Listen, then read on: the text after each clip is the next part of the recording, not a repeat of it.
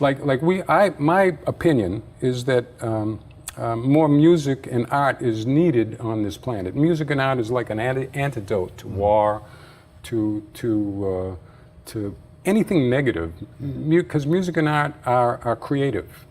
Yeah. This creative impulse and is native state to every individual. And if you see an individual battered down, not enjoying life, it means it's submerged somewhere. And so just play them some music, just help it come up. So I encourage people in any generation to enter into the arts in any way they want to, either to become a performer or whatever they want to do, or to become a participant, even to go and listen to music, or to participate in their community somehow in the arts, because it brings a community up. Yeah. I mean, or a family up. It brings it up. The more art there is within a group, I think makes it easier to think positive thoughts. So when it comes to ideas of conflict, then maybe you've got enough free spirit to think of resolving it with communication rather than bombs. You know what I mean? Well said. So.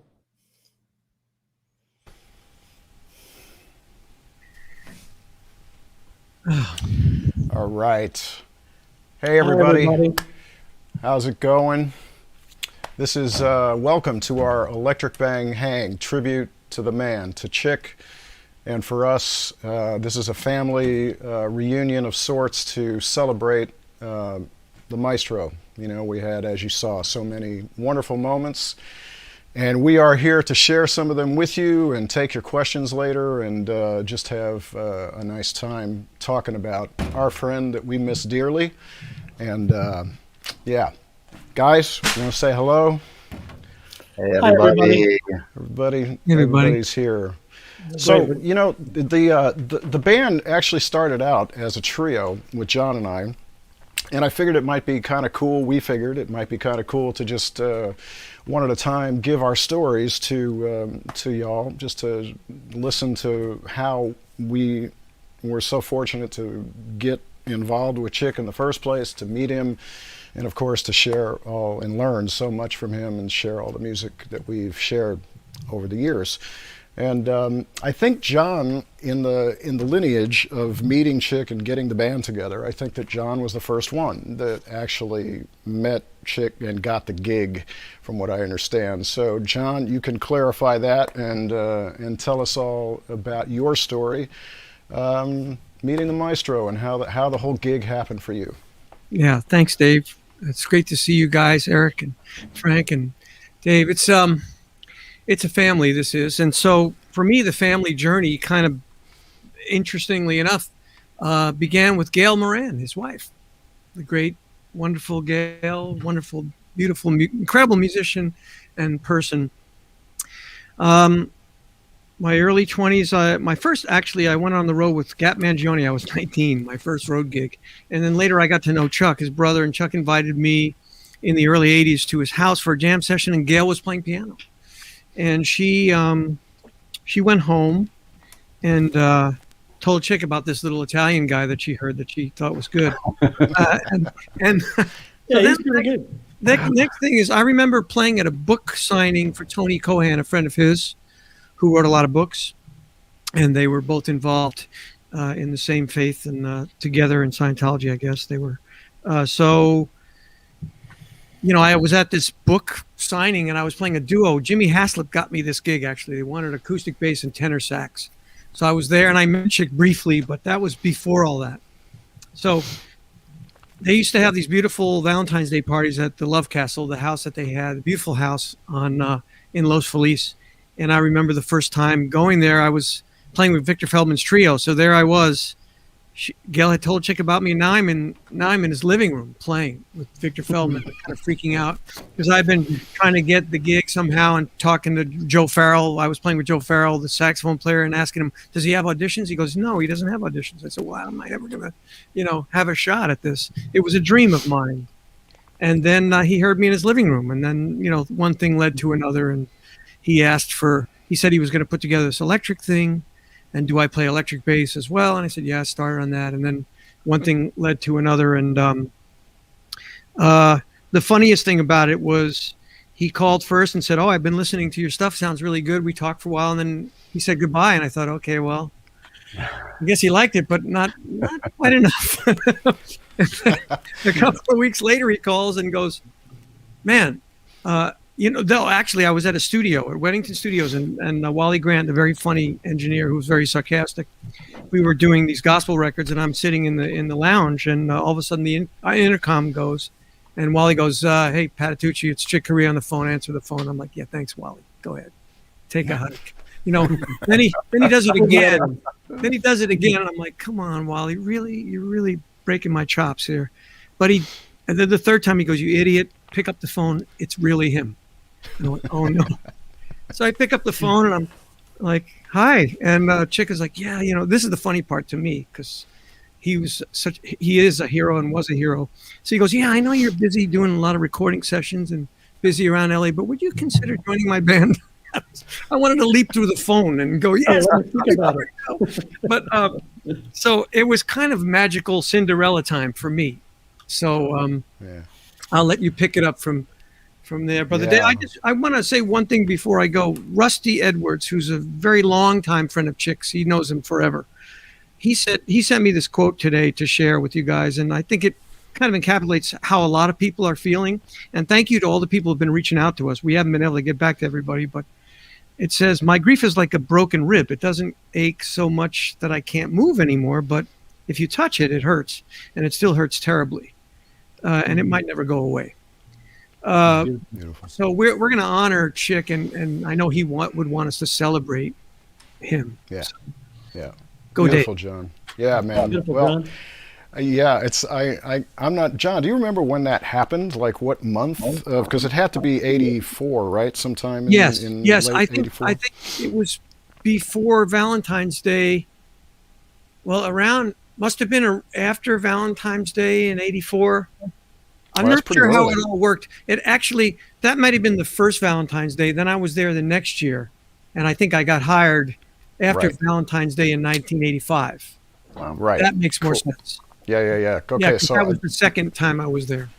Right. So that was important because the lineage of how this all happened and when it happened. I don't know if we ever discussed this, the timing of everything, but because I was now playing with Bill Connors and Tom Kennedy at the Bottom Line in New York, right? And this would have been late 84 or very early 85, and somewhere around there. And I don't remember the month, but yeah, we did the show, or we're doing the show. We're like playing the first tune, right, with Bill Connors, and we're on the Bottom Line. I don't know if anybody remembers it or knows the club, but it was this huge stage in the back of the room, and then there was, the tables right in front. Then there was this big aisle in the middle of the club. Then there was another whole section, the row of the club back there in the back. So I'm playing, we're playing, and you could see everybody walk in, and sure enough, we're playing, and it was unmistakably, here comes Chick walking into the club with Gail. And I was like, oh man. And I've told this story before, I'm sure people have heard it, but I'm playing, and I was in disbelief, and I must have hit something wrong. In those days, I used to put this ride cymbal and the floor tom on the same stand, and I must have hit it with my knee or something. The whole thing went falling over in the middle of the tune. That's impressive. Yeah, so I was like, oh crap, so I had to, somebody came running to help me put it back up, and I'm playing. Okay, so we get done with the set. I meant that. Yeah, we finally get done with the set, and Chick comes back after the show, and that was my first experience with meeting him. And of course, a little backstory for me. I think it was 1976. Growing up in St. Louis, I was always going to see any show that came through, and back then it was mostly big bands. It was Stan Kenton would come through, Maynard Ferguson, which I think is who I was seeing then, Buddy Rich, all the big bands would come through at a few different venues, and at the time I had just met Tom Kennedy and his brother Ray, great piano player that also passed away too soon. But we were in the parking lot, and Ray says, hey man, listen to this. And so he puts on, I believe it was Humpty Dumpty, on which Leprechaun maybe Mad Mad Hatter. record. Mad Hatter, right? Mad Hatter record. And of course, I had never heard anything like that. It was, so it was Gad. First time I had heard Steve, and it was just so that became a quest for me to get everything Chick, everything Gad, and listen. So I grew up, trying to play to those records and just listening to Chick and his phrasings and all the stuff. So I kind of, felt like I knew he was playing. Anyway, so now back to the show. He comes backstage. Hey, you sound great. Do you want to? I found this. This Patatanichi, I didn't know what the name was, this bass player. No idea, right? And he goes, yeah, you know this guy? I said, no, I never heard of him. He said, well, he says, great, He's great probably kid, Italian. great, yeah, right. So he said, would you, same kind of deal. I mean, it was right there on the spot, though. It was like, yeah, I'm putting this electric thing together. How do you feel about coming out? And I was like, let me think, yeah. It was just it was a moment in time that was so special because it was a huge dream. So got the gig, but the reason, how it came together for me, from what I was told, was that, Chick was in New York with the night off, or a few nights off actually, with Gail. They were hanging out, and they were visiting everybody. They ran into Michael Brecker, and Chick was asking, who's the young drummer in town, and my name came up. Then he's hanging with Tanya Maria, and he's listening to a Michelle Camillo record, and she's like, what do you think of this piano player? And he goes, yeah, he's great, but who's the drummer? Second time the name comes up. And then Gail happens to be looking into Village Voice and sees my name again in at the bottom line. So that's how they got to the club. And then, sort of the rest is history after that. So that was my introduction, audition for the band, and then we started hitting in April of '85, right, John? That was the month. Spring. Do you remember how much we rehearsed that first gig for that Ilario's gig?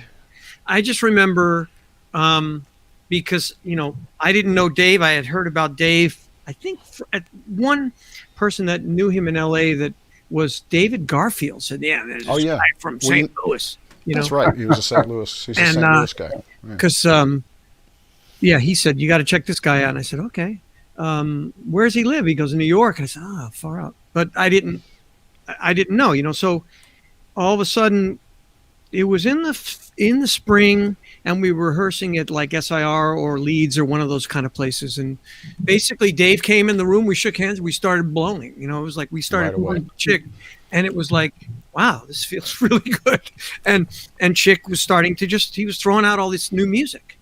And a lot of the stuff didn't even have, Rumble was called Sequence 8 at that point. Lovely time.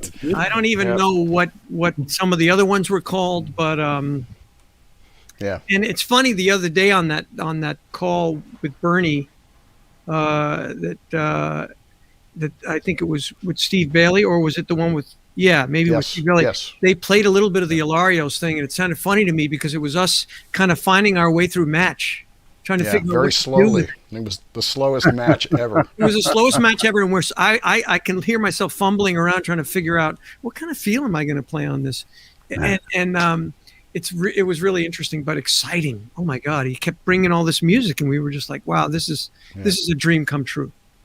Well, I just remember the rehearsals weren't that long. I know it couldn't have been more than, I don't know, 3 or 4 days or a week maximum. That we spent. And because you and I were doing studio work, so we were sight readers. We were already sight readers, and then of course later on we encountered one of the sight readers of doom in our particular saxophone player in this picture right here. Right. Yeah. So we hit that gig as a trio, and and that was like, the gig, we were still basically learning the music, rehearsing, like you said, and they recorded that thing, so that's what's out there, is that Ilario's gig. And then we proceeded to tour, right? We proceeded to tour the rest of that year, or did we do the record first? No, record was at the end of the year, I think, or something. But you know what? Remember the Queen Mary gig? I have to say, Miles was there with his band, right? So we're all. That's right. I was at that one too. Really? You were watching? So that was just trio, I think, still.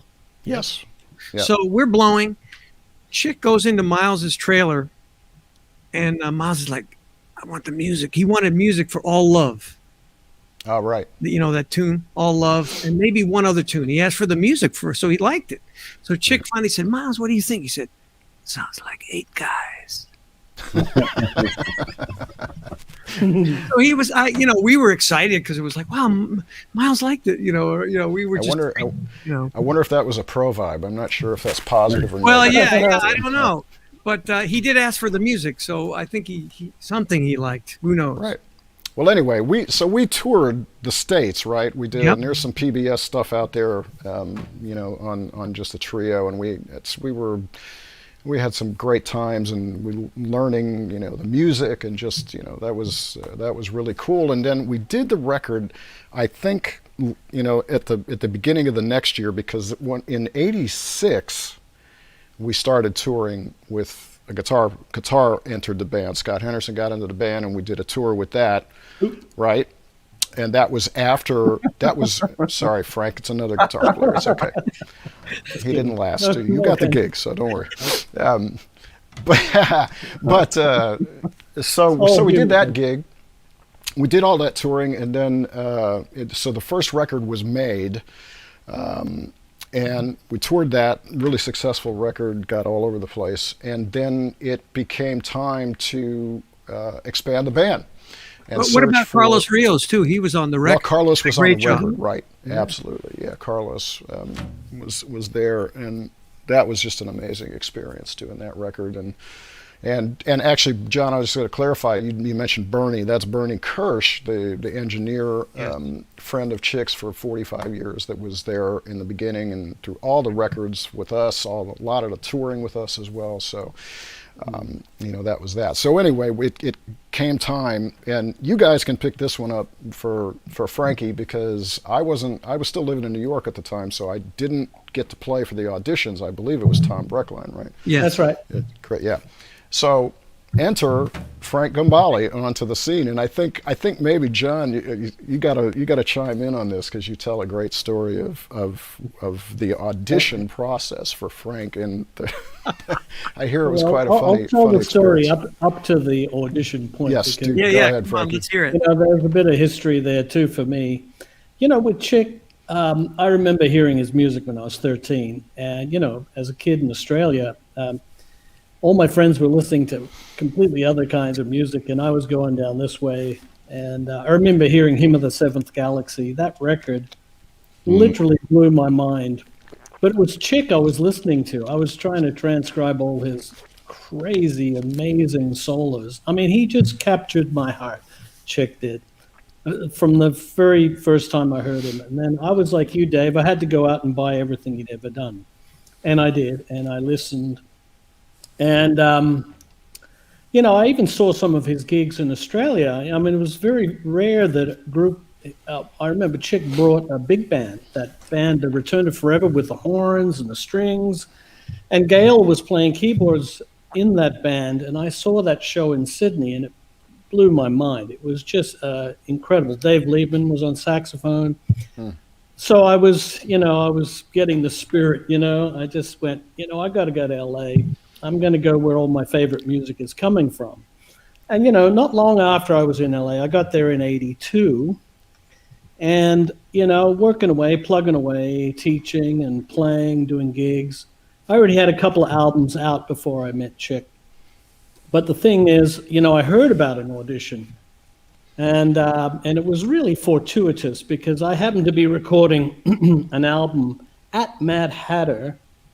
And I was in awe, I was looking at all the, the original artwork for Romantic Warrior and all this leprechaun in glass, and like beautiful covers, the original artwork and stuff like that. So, and I knew many of my favorite records had been recorded in that very studio. So it was kind of, it was a very emotional feeling being in that room. Well, the cool thing was, I've told this story a lot too, but the cool thing was the Chick's offices were below, that studio. It was a 2-story building in LA. And, I happened to be packing my gear in the car one afternoon after one of the sessions there. And a woman came out of the office. I didn't know who she was. And I just went, what have I got to lose? I'm going to go up and I'm going to give her my card. And I gave her my card, and she looks at it and she went, yeah, Frank Mbali, I've heard of you. My husband's played with you. Well, this was Evelyn Brechtlein, Tommy Brechtline's lovely wife. Right. And she's Ron Moss's personal assistant, Chick's manager's assistant. Well, short story, 6 months later, I get one of the calls to audition. And I remember being so excited, I could hardly contain myself. I was jumping about the room. And, because I'll tell you, back up a little bit too, because you mentioned that gig at the Queen Mary. Well, I was in the audience, and I'd already bought it was my first CD, was that Electric Band record. And it scared the life out of me too, because I remember putting it on, and I had the volume way up.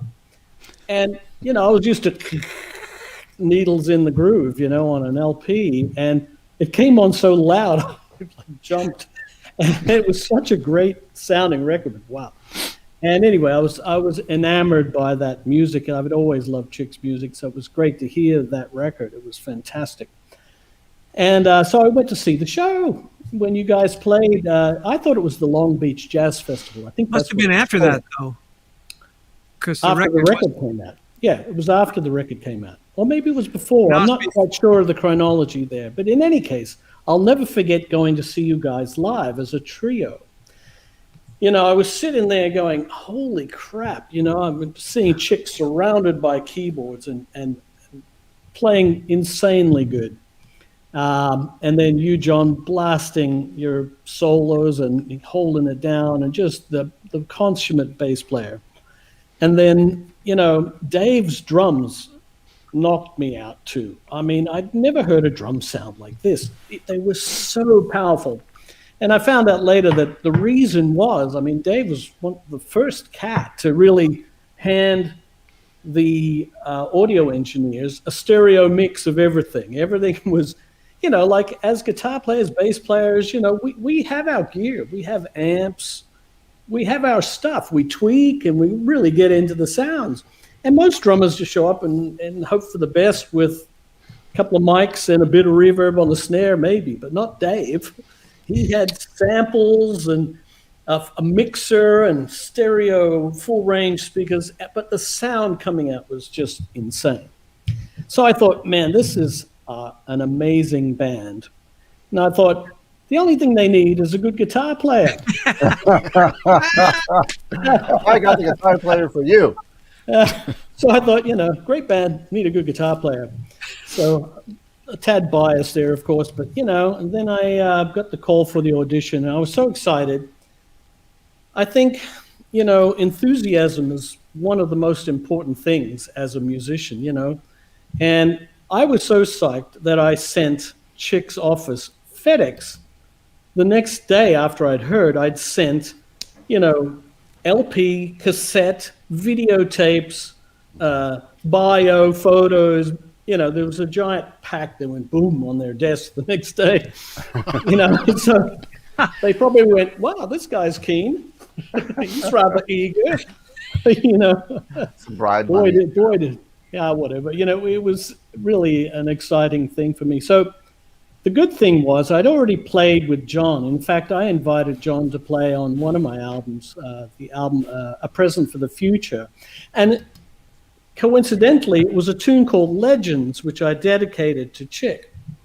And I don't know if you remember that, John, but you played beautifully on that. Yeah, you'll have to go back and listen to that one. So I'd played with John, and I'd also played with Tom Brechtlein, who was the drummer for the audition, because Dave was still living in New York and everybody else was on the West Coast in LA. So, it was great that I had that familiarity with you guys, because, meeting Chick was, to me was a big deal, or to anyone. And hey, so Frankie, did you get the music? Did you get the music beforehand, any of it, or did you just walk in? I'm telling you, man, the thing was that the instructions were immensely vague. I got Chick's office said, just learn a couple of his standards and maybe have a listen to something, maybe Rumble on the Electric Band record. So, but Chick even said, don't worry with the tune, just come and blow on the C minor or whatever it was. I think it's C minor. And I thought to myself, what the hell? I don't need to learn C minor. I think I know that one. So I went, I'm going to learn the whole tune, So I remember Chick looking at me when we were about to play the tune. He says, so should we take it from the middle bit? You can just blow on the C minor. I said, hell no, let's take it from the top. Ooh, take it from the top. I love that tune. It's still one of my favorite Electric Band tunes. It's so much fun to play that tune. And so I don't know if I played it perfectly, but I really played it the best I could at the time. I think I got it mostly right. And there's a part in that tune that's really backwards rhythmically. Yeah. It's a bending. And if you're not on, it can be a complete mess. And luckily I'd been studying music, and I was pretty aware of backward rhythms, and that one was really hairy to play it first time right. So I think that's what got me the gig, just playing that bit right. I think it was match. That was impressive. That was impressive that you came in. I mean, there were a lot of good guitar players that came in, wonderful, and they were scared to death, every one of them, I'm sure, because that's hard music for any guitarist. I don't care who you are, right? Yeah. So, and some played well, but Frank came in, and I think he wanted it more than anybody, and he was ready to blast. I mean, it was so. I remember him playing really well. I think you pretty much nailed Rumble, actually. And then we played Got a Match, and this was the thing I'll never forget in my life. Breckline and I were laughing because it's up there and it's burning, but Frank not only played the melody great with all kind of passion, but then the solo came, all right, and Chick's blowing, and then it's Frank's turn. Over to you. And, I had been experiencing with Dave, that whole thing, the first part of the band where there was just the three of us. Every time Chick was finished with the solo, it was mine, and it was terrifying. It's like, yeah, right. Oh, go ahead. You got it. You followed him every night. But Frank was he was not to be denied. He came in roaring, and I remember we were playing, he was burning, and Chick and Tommy and I were just laughing because he was just going. And it was like he was playing as if it was the last solo on Earth. It was. He was going to die. Like it was the last time solo on Earth. Well, the thing is, I have to tell you a little bit. Thank you, John. Right from the horse's mouth, because you were there. The thing that happened after, though, was a bit puzzling to me, because after I played that tune, Chick got off the keyboard and he came and shook my hand. And I went, whoa, hey, that feels good. And then he said, your amp is going to be pointing sort of at an angle across the stage. And I'm thinking to myself, wow, did I already get the gig? This is what? And then, John, you said, Chick, we still have one more guy to audition, And so I left the rehearsal place after that, and I didn't hear anything for a whole week. I remember I was living in an apartment, and I was coming home from teaching one afternoon, kind of dejected because I thought, oh man, maybe someone else got it. Cool, at least I got to play with him once. And I remember this was the day when we had answering machines on tape, right? So I'm hearing Chick talking on my answering machine while I'm trying to open the door. I got bags and guitar and shit. I'm trying to get the door open, and I get in and I pick up the phone and it's click. Brrr. I went, damn. So I'm furiously rewinding the cassette going, what did he say? What did he say? And it's just small talk. He says, hi, Chick. Hi, Frank. This is Chick. Well, gee, you're not there. Look, I'm just getting on a flight. I'm in LA. I'm going to New York. I'll give you a call when I get there. I went, man, I have to wait another 6.5 hours till he gets to New York or more. So everybody in the call again, go away. You know, unless it wasn't Chick, it's go away. Don't call me. Anyway, so, 6.5, 7 hours later, I get a call. It's Chick. And it was just small talk. It was driving me insane. So, Chick, how are you? How was the flight? Oh, it was kind of bumpy, but, we got here. Any flight you can walk away from is a good one. And, and then and I went, Chick, I can't take this anymore. Did I get the gig or did I not get the gig? And he was shocked. He said, oh, really? Nobody called you? I said, no, I've been waiting on the phone with bated breath, and nobody said a peep. And he said, oh, man, I'm so sorry. Yes, of course, I want to join the band, blah, blah, yada, yada, yada. And that was that. But, geez, for a minute there, I thought, oh, well, that's somebody else. Hey, Frank, I have to, as they say, history. I have to interject something because, you still have that effect on us when every time we play match in your solo, I'm personally laughing because it's just burning, man. It's like, it's comedy. It's so good and like crazy. It's unbelievable. Anyway, so you have that effect. You make people very happy and laugh when you play your solos.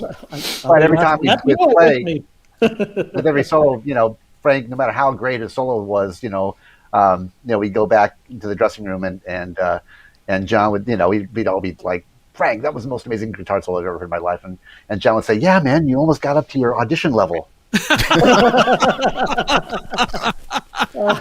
But you know why that kept happening? Because first there was Chick, and then there was John, and then there's Eric, and they're all just crazy solos, amazing solos. I go, what the heck am I going to do? So, it was all your fault. Basically. It's like sink or swim, just get up there and blow. Otherwise, following all the cats. And then Dave, the duet with Dave and Chick every night was just extraordinary. So much fun. Wow, so much fun. Unbelievable. Yeah, you guys were psychically connected, And so, Frankie, then how long did we tour as a quartet then? It was, did we do that we did. alone? Yeah, we did. We had one tour as a quartet. The thing was, when I got the audition and I got the gig, I'd put so much effort into learning one or two songs. I went, oh no, what have I done? Now I have to learn all the rest and play them. So, it was a great challenge. The first tour was a U.S. tour.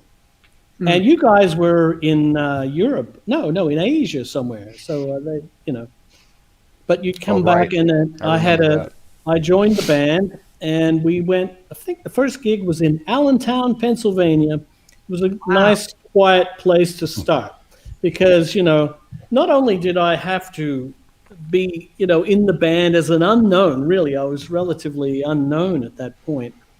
And having to play after Alan Holdsworth opened for us every night. So I'm going, I had to go on after Alan and play with all you guys. It was quite a challenge. And, again, it was like sink or swim. And I was highly motivated, So what period do you remember the period of time that this was? Yes, it was. I got the gig in October of 1986.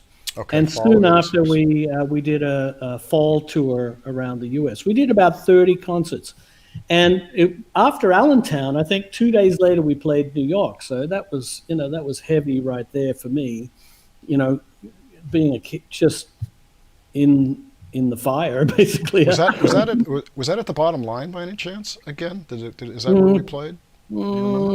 I don't remember. No, I think it was at that. What's that place on the Upper West Side? The concert hall. Avery Fisher. No, the Beacon. Oh, the Beacon. That sounds right. I'm pretty sure we played the Beacon, and then we went up the East Coast. But we ended up in L.A., and the last show was at the Palace in Hollywood, and that was pretty cool. It was a great tour. So then after that amazing touring, and we had the winter off, but I think it was early '87, right, that we started to get the next record happening. So I think, if I'm not mistaken, Eric, is this Enter enter your scene, or what's it's your turn, buddy? What happened here? Yeah, it was right. It must have been very early in '87, right? But yeah, I mean, I had been a like like you guys. I mean, I've been a major Chick Corea fan. My whole since I started getting into this music, and I remember I had a band, a quartet. In high school, and we play, some of the early Return to Forever, early Return to Forever, Light of the Feather tunes. But we transcribed the entire Where Have I Known You Before record, and I was trying to play the Al Di Meola lines, on saxophone. Yeah, try. Word there. But in those years, it had to have, yeah, late '86 maybe, because I remember I did that Palace gig too, so that was part of that first tour of mine, I think. But anyway, back then I was, I've told the story a lot and embarrassingly, but not so much. I was playing in the Disneyland band. I've, went to years of therapy to be able to say in public that I played Disneyland. but it was, all kidding aside, it was a serious, it was a gig, 5 days a week, benefits and the whole 9 yards. But where most guys, that was kind of all they did. I played every Monday night I played this little club near the Baked Potato called One for LA, just south on the same block, just south of the Baked Potato.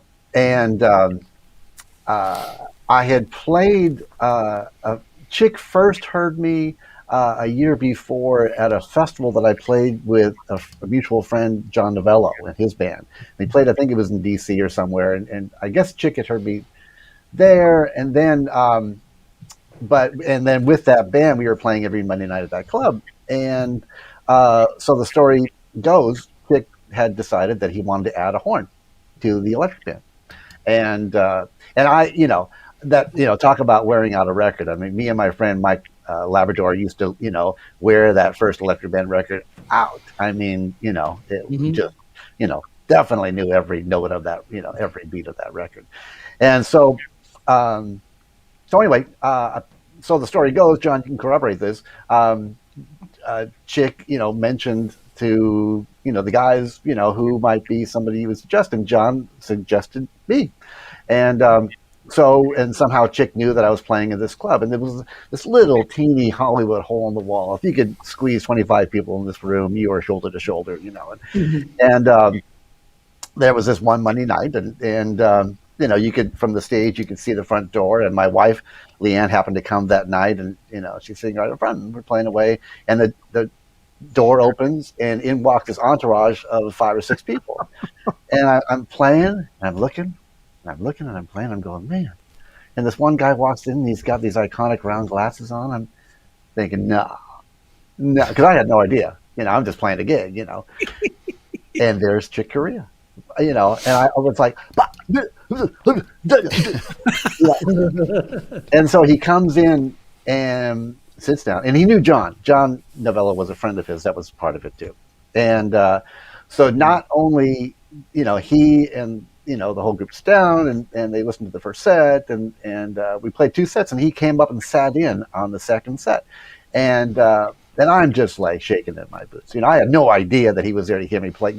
Thank God I didn't know that he was like kind of auditioning me. I would have like forgotten which hand to put on top of the horn, and so we John asked him, so what do you want to play? And he says, how about 500 Miles High? And I remember thinking, man, thank God I went to Berkeley and learned my standards to do that tune. Because if I had said, oh, sorry, man, I don't know that tune. How about F Blues? That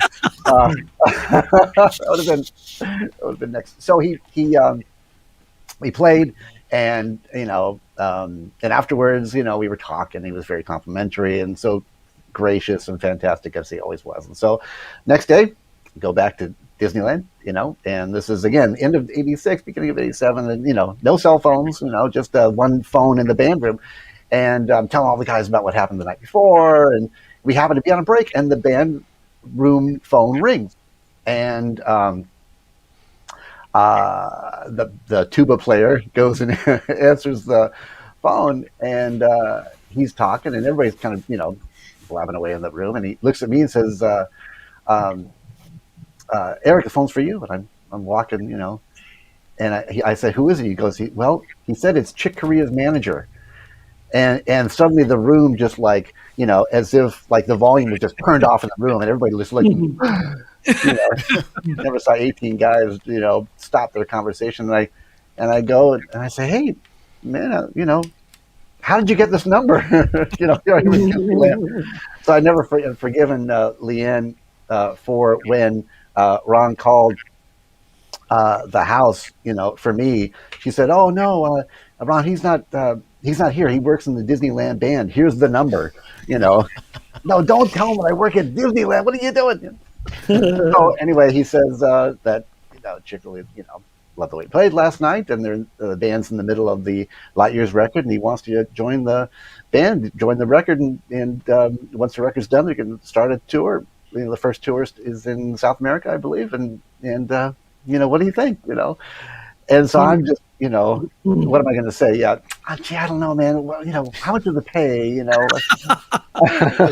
a lot of work with the Disneyland band. Yeah, man. Well, that's a whole other story, actually. But right. So at this point, everybody's huddled around the phone, like, what are they saying? What are they saying? What's going on? And so I put the phone down, and I can't use the hand gesture that I used in public, but I turned around to everybody jokingly, but and I said, "I quit." I'm out of here. So then I get the gig, talk to Chick, go to Mad Hatter, play my stuff on Light Years, and it was fantastic. And so now it's time to rehearse for the first tour, right? So he gives me a pile of music, right? And so it was all the charts from Light Years. It was parts from the first record that you guys were playing that he had written. He had sort of indicated where I would be playing, and then there was a pile of charts that we might do. Right. So I had about he gave me about 30 charts, and not just like 30, like standards, 30 Chick Corea compositions, right? And so the rehearsal was in about a month. The rehearsals for the tour, and I was not, because. Here is in this band, Frank Gambale, Dave Weckl, John Petitucci, and Chick Corea. I'm not going to walk into this, rehearsal and not be prepared. So I spent a month, memorizing, not just learning, but memorizing. And the charts weren't transposed; they were all just, concert parts. Right? In that stack of music, there was one chart. It was a chart that Chick had written for the 1983 Return to Forever reunion tour called Overture. Right.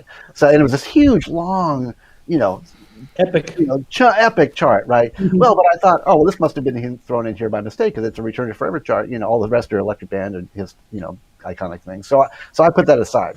I spent 8 hours a day, for a month. I got to that rehearsal and I was like, man, these guys are going to be so impressed. I'm not even gonna open the thing of music. I think Ernie or somebody said, "Do you need a music stand?" I said, "Nope. No music stand. No, I'm good. Thank you." And so I'm ready to get our sound together, start the rehearsal, and Chick goes, "Okay, so let's start with Overture." Classic. I said, "No!" I'll teach you. So I'm like, no. I get the envelope of music and pull out this, 10-page chart. I'm like, I've never sight transposed better in my life. I got to say, don't you dare make a mistake. The ultimate Murphy's Law. But one last funny story about my first gig with the band. The first gig we had with the band was in Minneapolis, right? My first U.S. tour, and so we do the gig, and it's at Symphony Hall, right? And great gig. I'm nervous as hell, what can you say, obviously? And but it went fine. Great, great gig and all. So the next morning, before we had to leave, I went for a walk, and I'm out for a walk, and the guy stops me on the street. He says, "Hey, did you play with the Electric Band with Chick Corea last night?"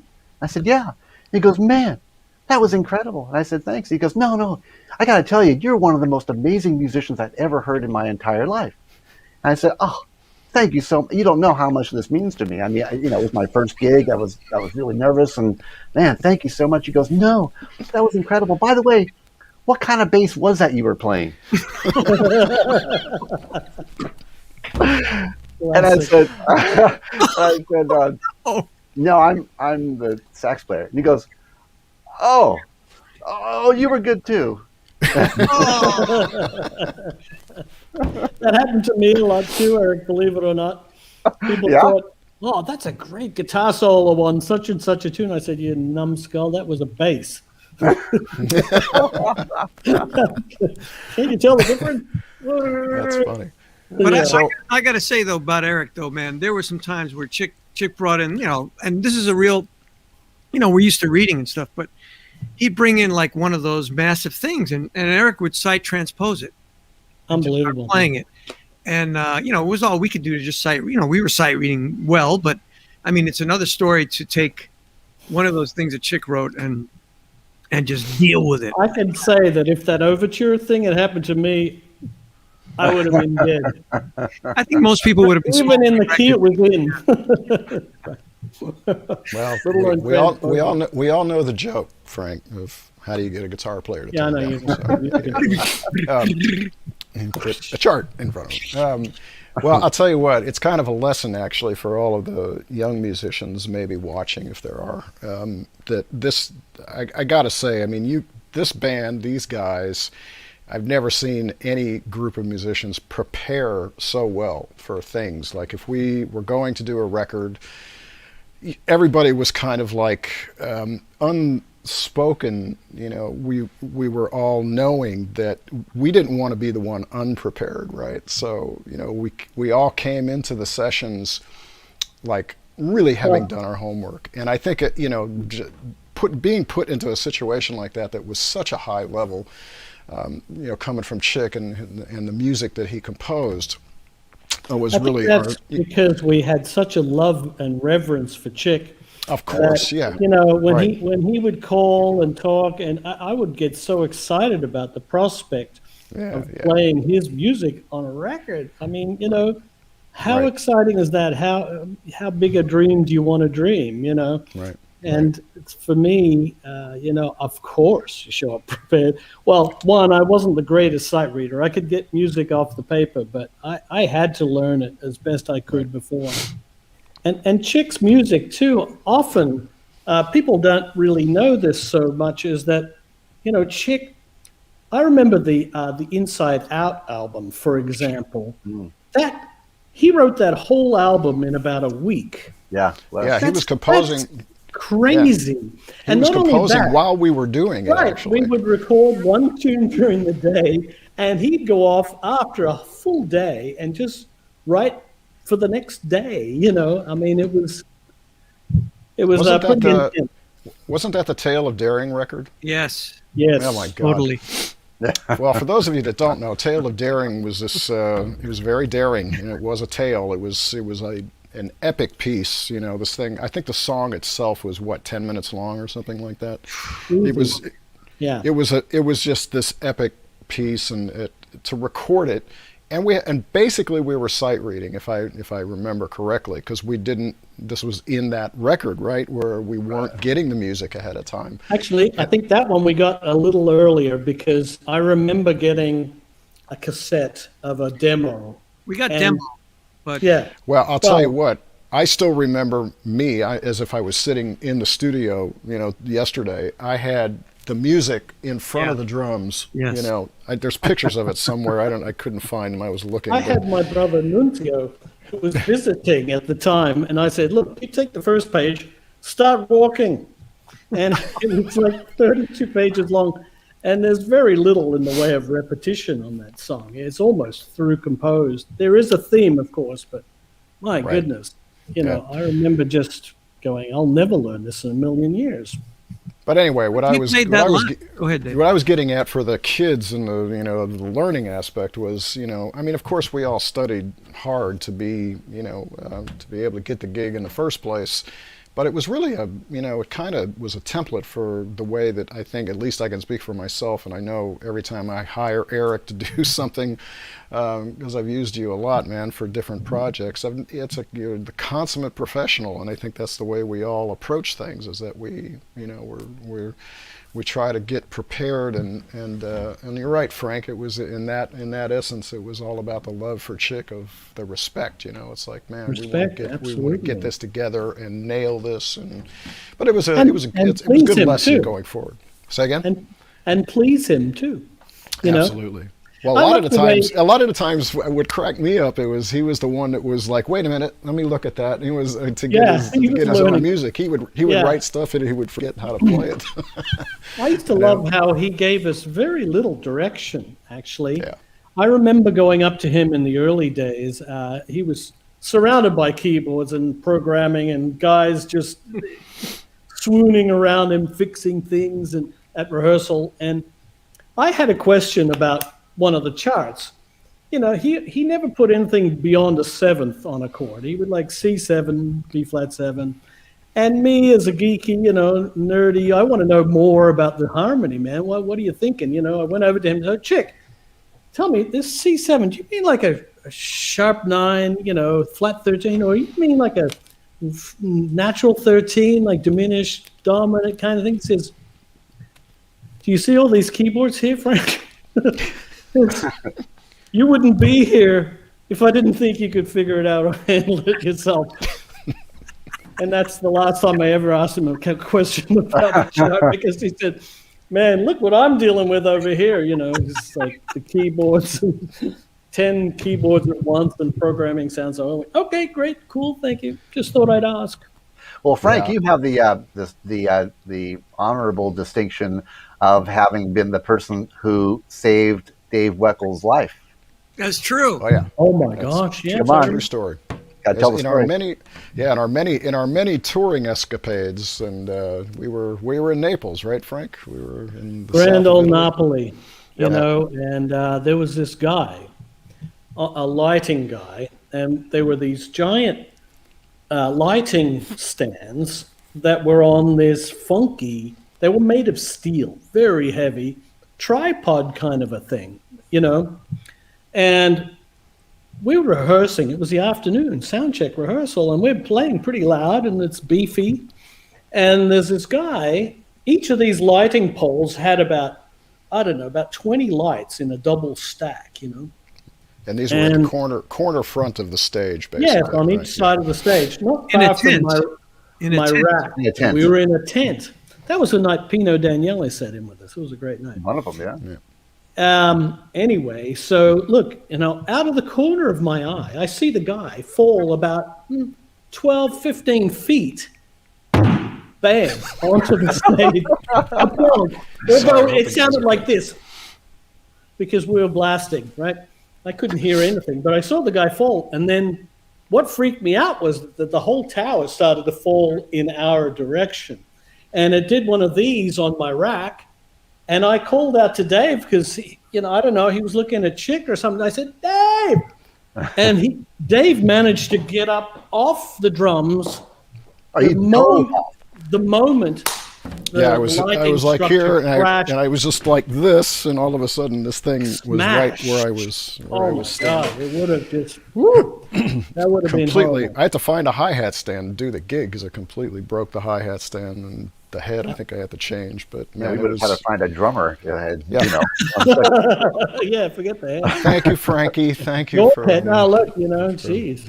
Yeah, that was scary though. That was really frightening.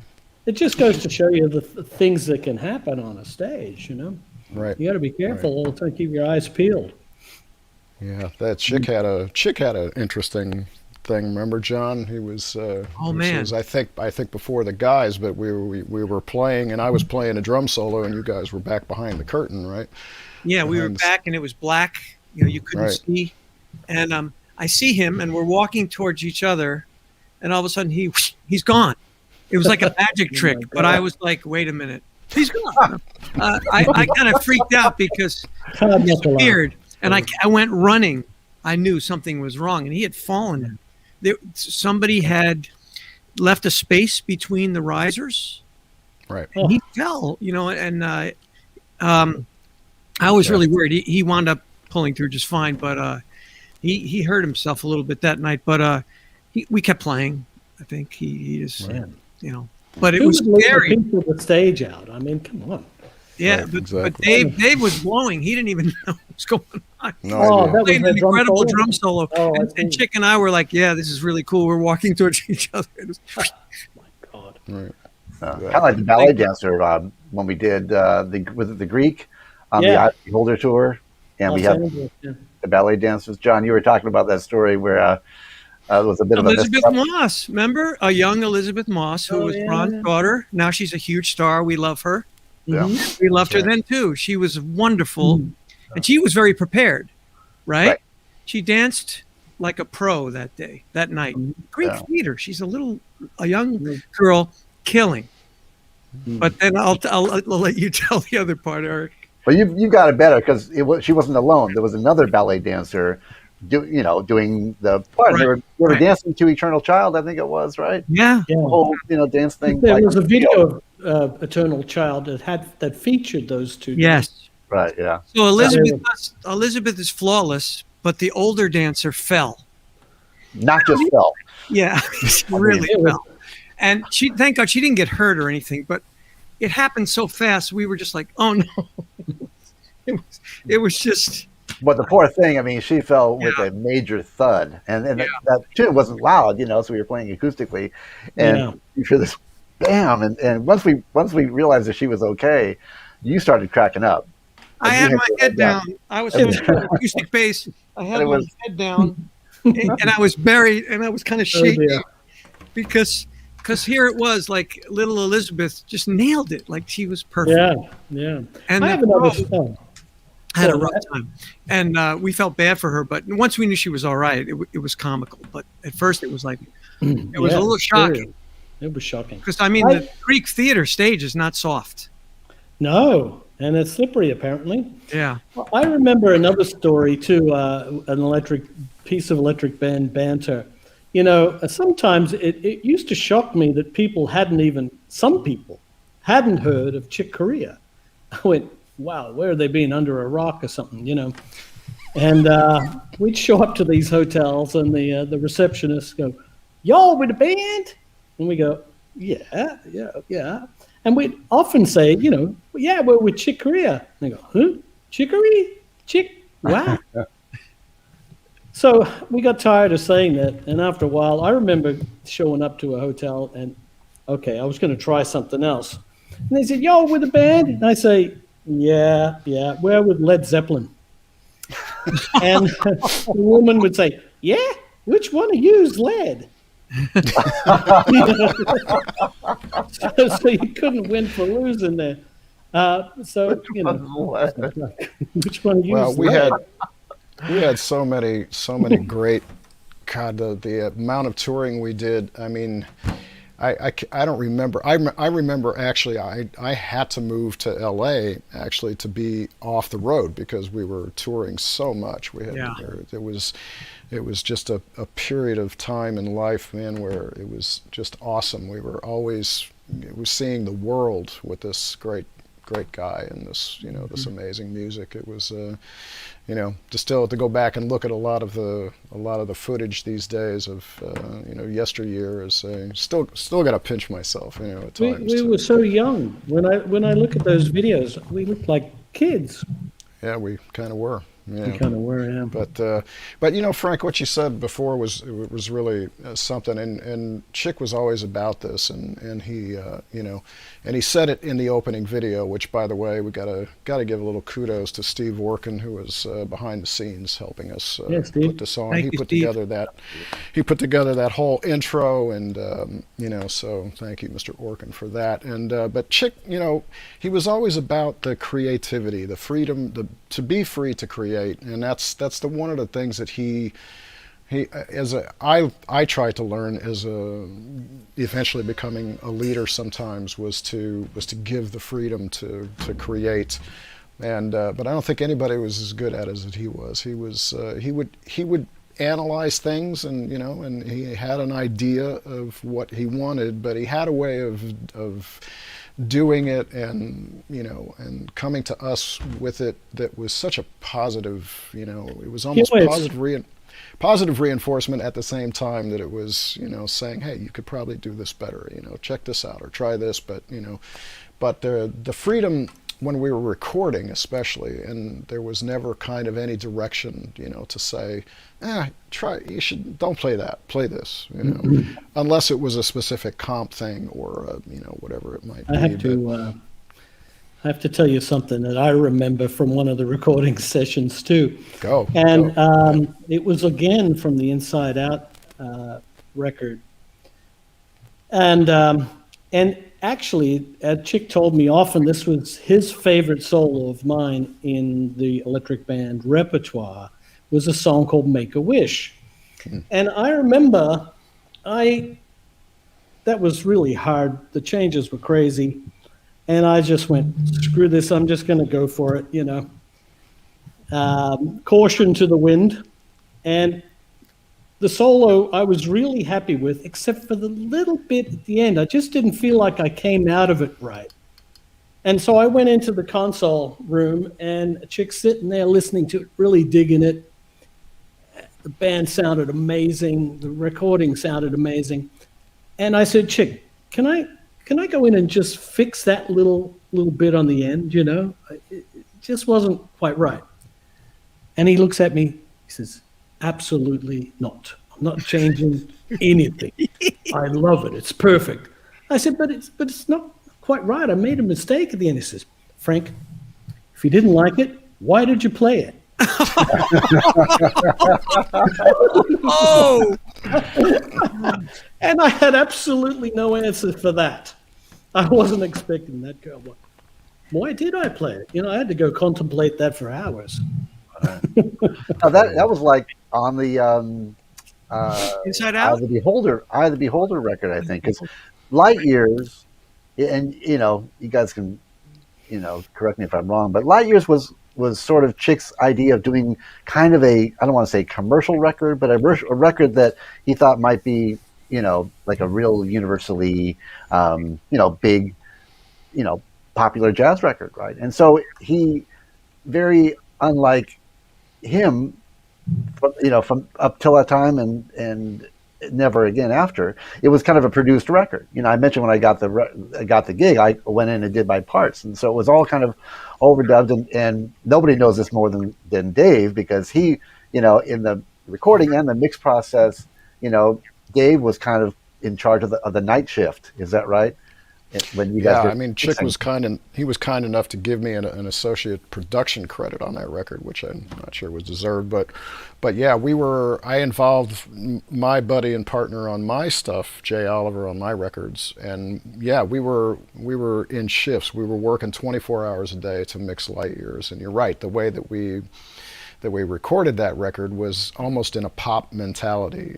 Even on Light Years, the title track, I did the drums, kind of separately. I played the kick, snare, and hi-hat and overheads first, and then I overdubbed the toms. I was like, look back. Well, you go back and listen to that record, and it's a great record in every respect. But sonically, that record is unbelievable. I mean, it just sounds so huge and great and rich and luscious and great.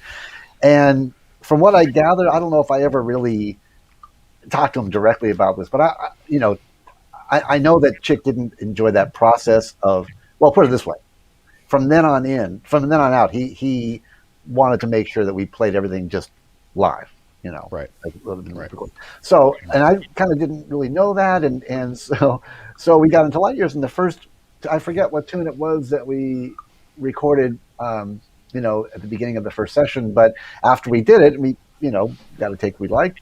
I went up to Chick and said, "Hey, Chick, would it be okay if I took another crack at that solo?" And he said, "Well, no." It happened to you too. That's good. I'm glad to hear this. And I said, "Please?" He said, "Well, no." And he said, "Well, no, because what you played had what had everything to do with what I played, and what I played had everything to do with what Frank and Dave and John played, and it's a conversation. And so you replace one part of the conversation, and it doesn't make sense. And I said, yeah, okay, but can I redo my solo? No. And it was, and that taught me such a huge lesson. I mean, of all the lessons we learned of playing with Chick for all these years, it is that, it's not a soloist versus band. It's a constant conversation with everybody in the band, and even like on gigs, if I was a horn player, so when I wasn't playing, I'd be standing there. So he'd want, Frank and I, if we weren't involved in the music, to kind of go off to the side, and whatever was being played, just let that sort of be featured, and then come back in when you're playing. But when we're all playing, it was always a conversation. And the cool thing for anybody who's seen videos or been to those gigs, Chick was always looking at us, or whoever he's playing with. It wasn't just kind of had his eyes closed. And even when he was soloing, it was like always like he was telling a story or asking a question or eliciting a response of some sort, and it was just, and from then on, I think I certainly learned that, oh man, this is what improvisation is about, and jazz music is music in general, not just jazz music, but it's a constant communication. And he was just so giving with that. I was so I was so intimidated when I first got this gig. I got to tell you guys, I'm sure I have in the past, but I was really scared. I thought, man, I'm not good enough for this. You got to be out of your mind. And I got it. And you guys were so wonderful too.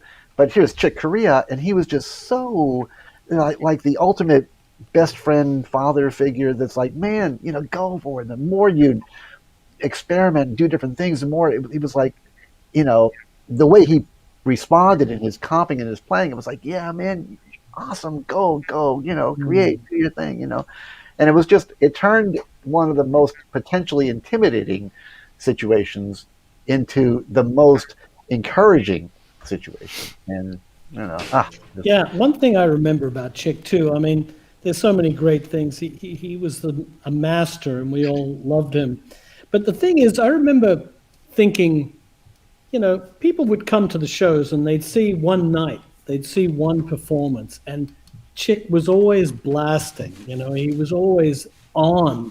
I don't think I ever heard him make an error in 36 years. And so, but the thing that used to amaze me was hearing him night after night after night after night after night. The depth and what I would consider the very essence of what the word improvisation means. It means to have no preconceived idea of what you're going to play at all. And Chick always approached his instrument with that sentiment. When I would hear him night after night, you could tell it was Chick, but my goodness, it was always fresh. I mean, I don't know where, that essence is something that I really loved about Chick. I could listen to him night after night, and he'd always make me want to go and stretch and take my playing where I hadn't gone before either, That was the essence of Chick for me, So you guys can run with that. Yeah. There was a lot of the music where, of course, being in the drummer role, we're, us drummers, we're always supporting you guys, for your solos. Right? So, sometimes. Whatever, man, whatever. Yeah, whatever. I know. But Chick would write a lot of music where it was, if I got a solo, a lot of times he'd want to play with me, and it was like you said, Eric, it was like a dialogue always, communication, and there was two songs that stuck out for me that were so special, and one of them was Tale of Daring, where we had that huge drum and piano duet, which, by the way, on the record to my recollection, was just a first take thing that we did, and it was totally improvised and no planning. So And that's part of what you guys are talking about not redoing the solos. It's like us drummers, we back then, especially when you're talking about 24-inch tape and you have to get the razor blade out to do edits. It was like there was no fixing or overdubs basically, unless Bernie would punch the whole band in or something. But I very rarely remember that happening, unless we just all clammed something, as a band, and we needed to keep the take but fix the ending, whatever. It didn't happen that often. But that one, and of course match. And the thing that was, and again, that I learned from and just appreciated and was so cool every time it happened, was that dialogue, that sense of being there in that moment. That was it's that moment. It'll never happen again, and that's what Chick thrived on. He thrived on that communication, and he thrived on the dialogue and the interaction, and it was the joy.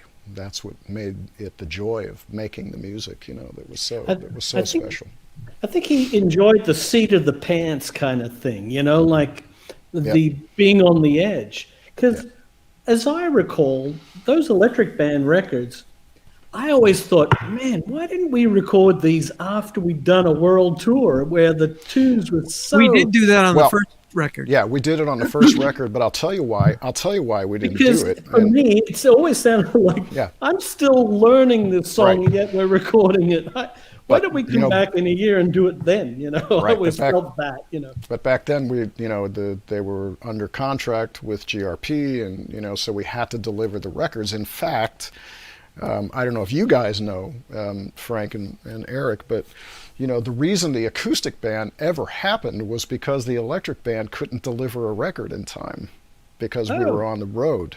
And GRP was saying, we need a record, and Chick's like, it was, I don't remember which tour it was, but it was after one of the, might have been after Inside Out, or I'm not sure, whichever one. I can't remember the lineage of the records, the sequence, but the acoustic band record happened because we couldn't do a record in time, and it happened to be the first one that we won the Grammy for, John, back then. But yeah, it was. That's why we couldn't do that. That's frankly, interesting. Because, that's a good thing. I never knew that. Yeah. The other thing you guys were talking about the incredible communication. I mean, I spent, like all of us, I spent, and plus in the trio too with Dave, I spent the last 36 years looking across the stage into his eyes. We were looking at each other the whole time, basically. And then something, obviously I'd look over Dave, but the harmonic and the rhythmic information that was being sort of transmitted, I'll never forget the first time when I got in the band. I'd been playing with people and I thought, I can improvise over changes, and I feel pretty good about that until the first rehearsal. Then, you got all these tunes, and his tunes are harmonically very deep, and they don't go necessarily in the easiest places. So he starts blowing, and it sounds like the greatest thing you've ever heard. Then it's your turn, and you're looking at the changes, and they only say C7. Meanwhile, it's got a +11 and a flat 9, and, it's this over this. And he had a different way of doing it. His thing was, if you want that kind of thing, write the voicing. That was his philosophy. We talked about it a lot. And basically, what I wound up doing was, whenever he would come in with a new tune, I'd go around and finally go, okay, please play the changes. And I would write down all the alterations. And he didn't like that I did it, but I had to. Yeah, because I knew what I was hearing, and I was hearing those, but sometimes they were coming so fast that I wanted to at least have a little heads up. So So he started comping the very first time I remember playing a solo in one of those rehearsals. After he played and reinvented the universe in his solo, and then it's my turn, and I'm like looking at these things, and I'm like, wow, when he played, it sounded like F blues, real easy. Now it's like a minefield. I'm getting blown up. And his comping is like Muhammad Ali in the ring and it's like bam, boom, boom, bam, and it's rhythmically so powerful. And I feel like I'm just getting blown out of the room. And also I feel like, I got to learn how to have more rhythmic power when I play, so that when I play a phrase, I mean what I say and it sticks. That's what he did for all of us. You could not halfway mean a phrase. The comp would just blow it out to sea. Like you mean that, and it's going to stick, and you put it in the pocket, and Dave made it easy to know where that was, so it was on us Sometimes. to but that just the comping was so deep, and it made us all stronger. We had to, otherwise we were going to get destroyed. He was so strong, and it in the most beautiful way. And at the same time, his accompaniment would help shape the arc of your solo so much that it was so weird for me. Like, I played in that band. Sometimes I go play with other people and I would be blowing, and the comping was not like that anymore. So I felt like, hey, what happened? Usually there's we do a thing, we have this and it's gone. Yeah. And so that was deep. Yeah. His,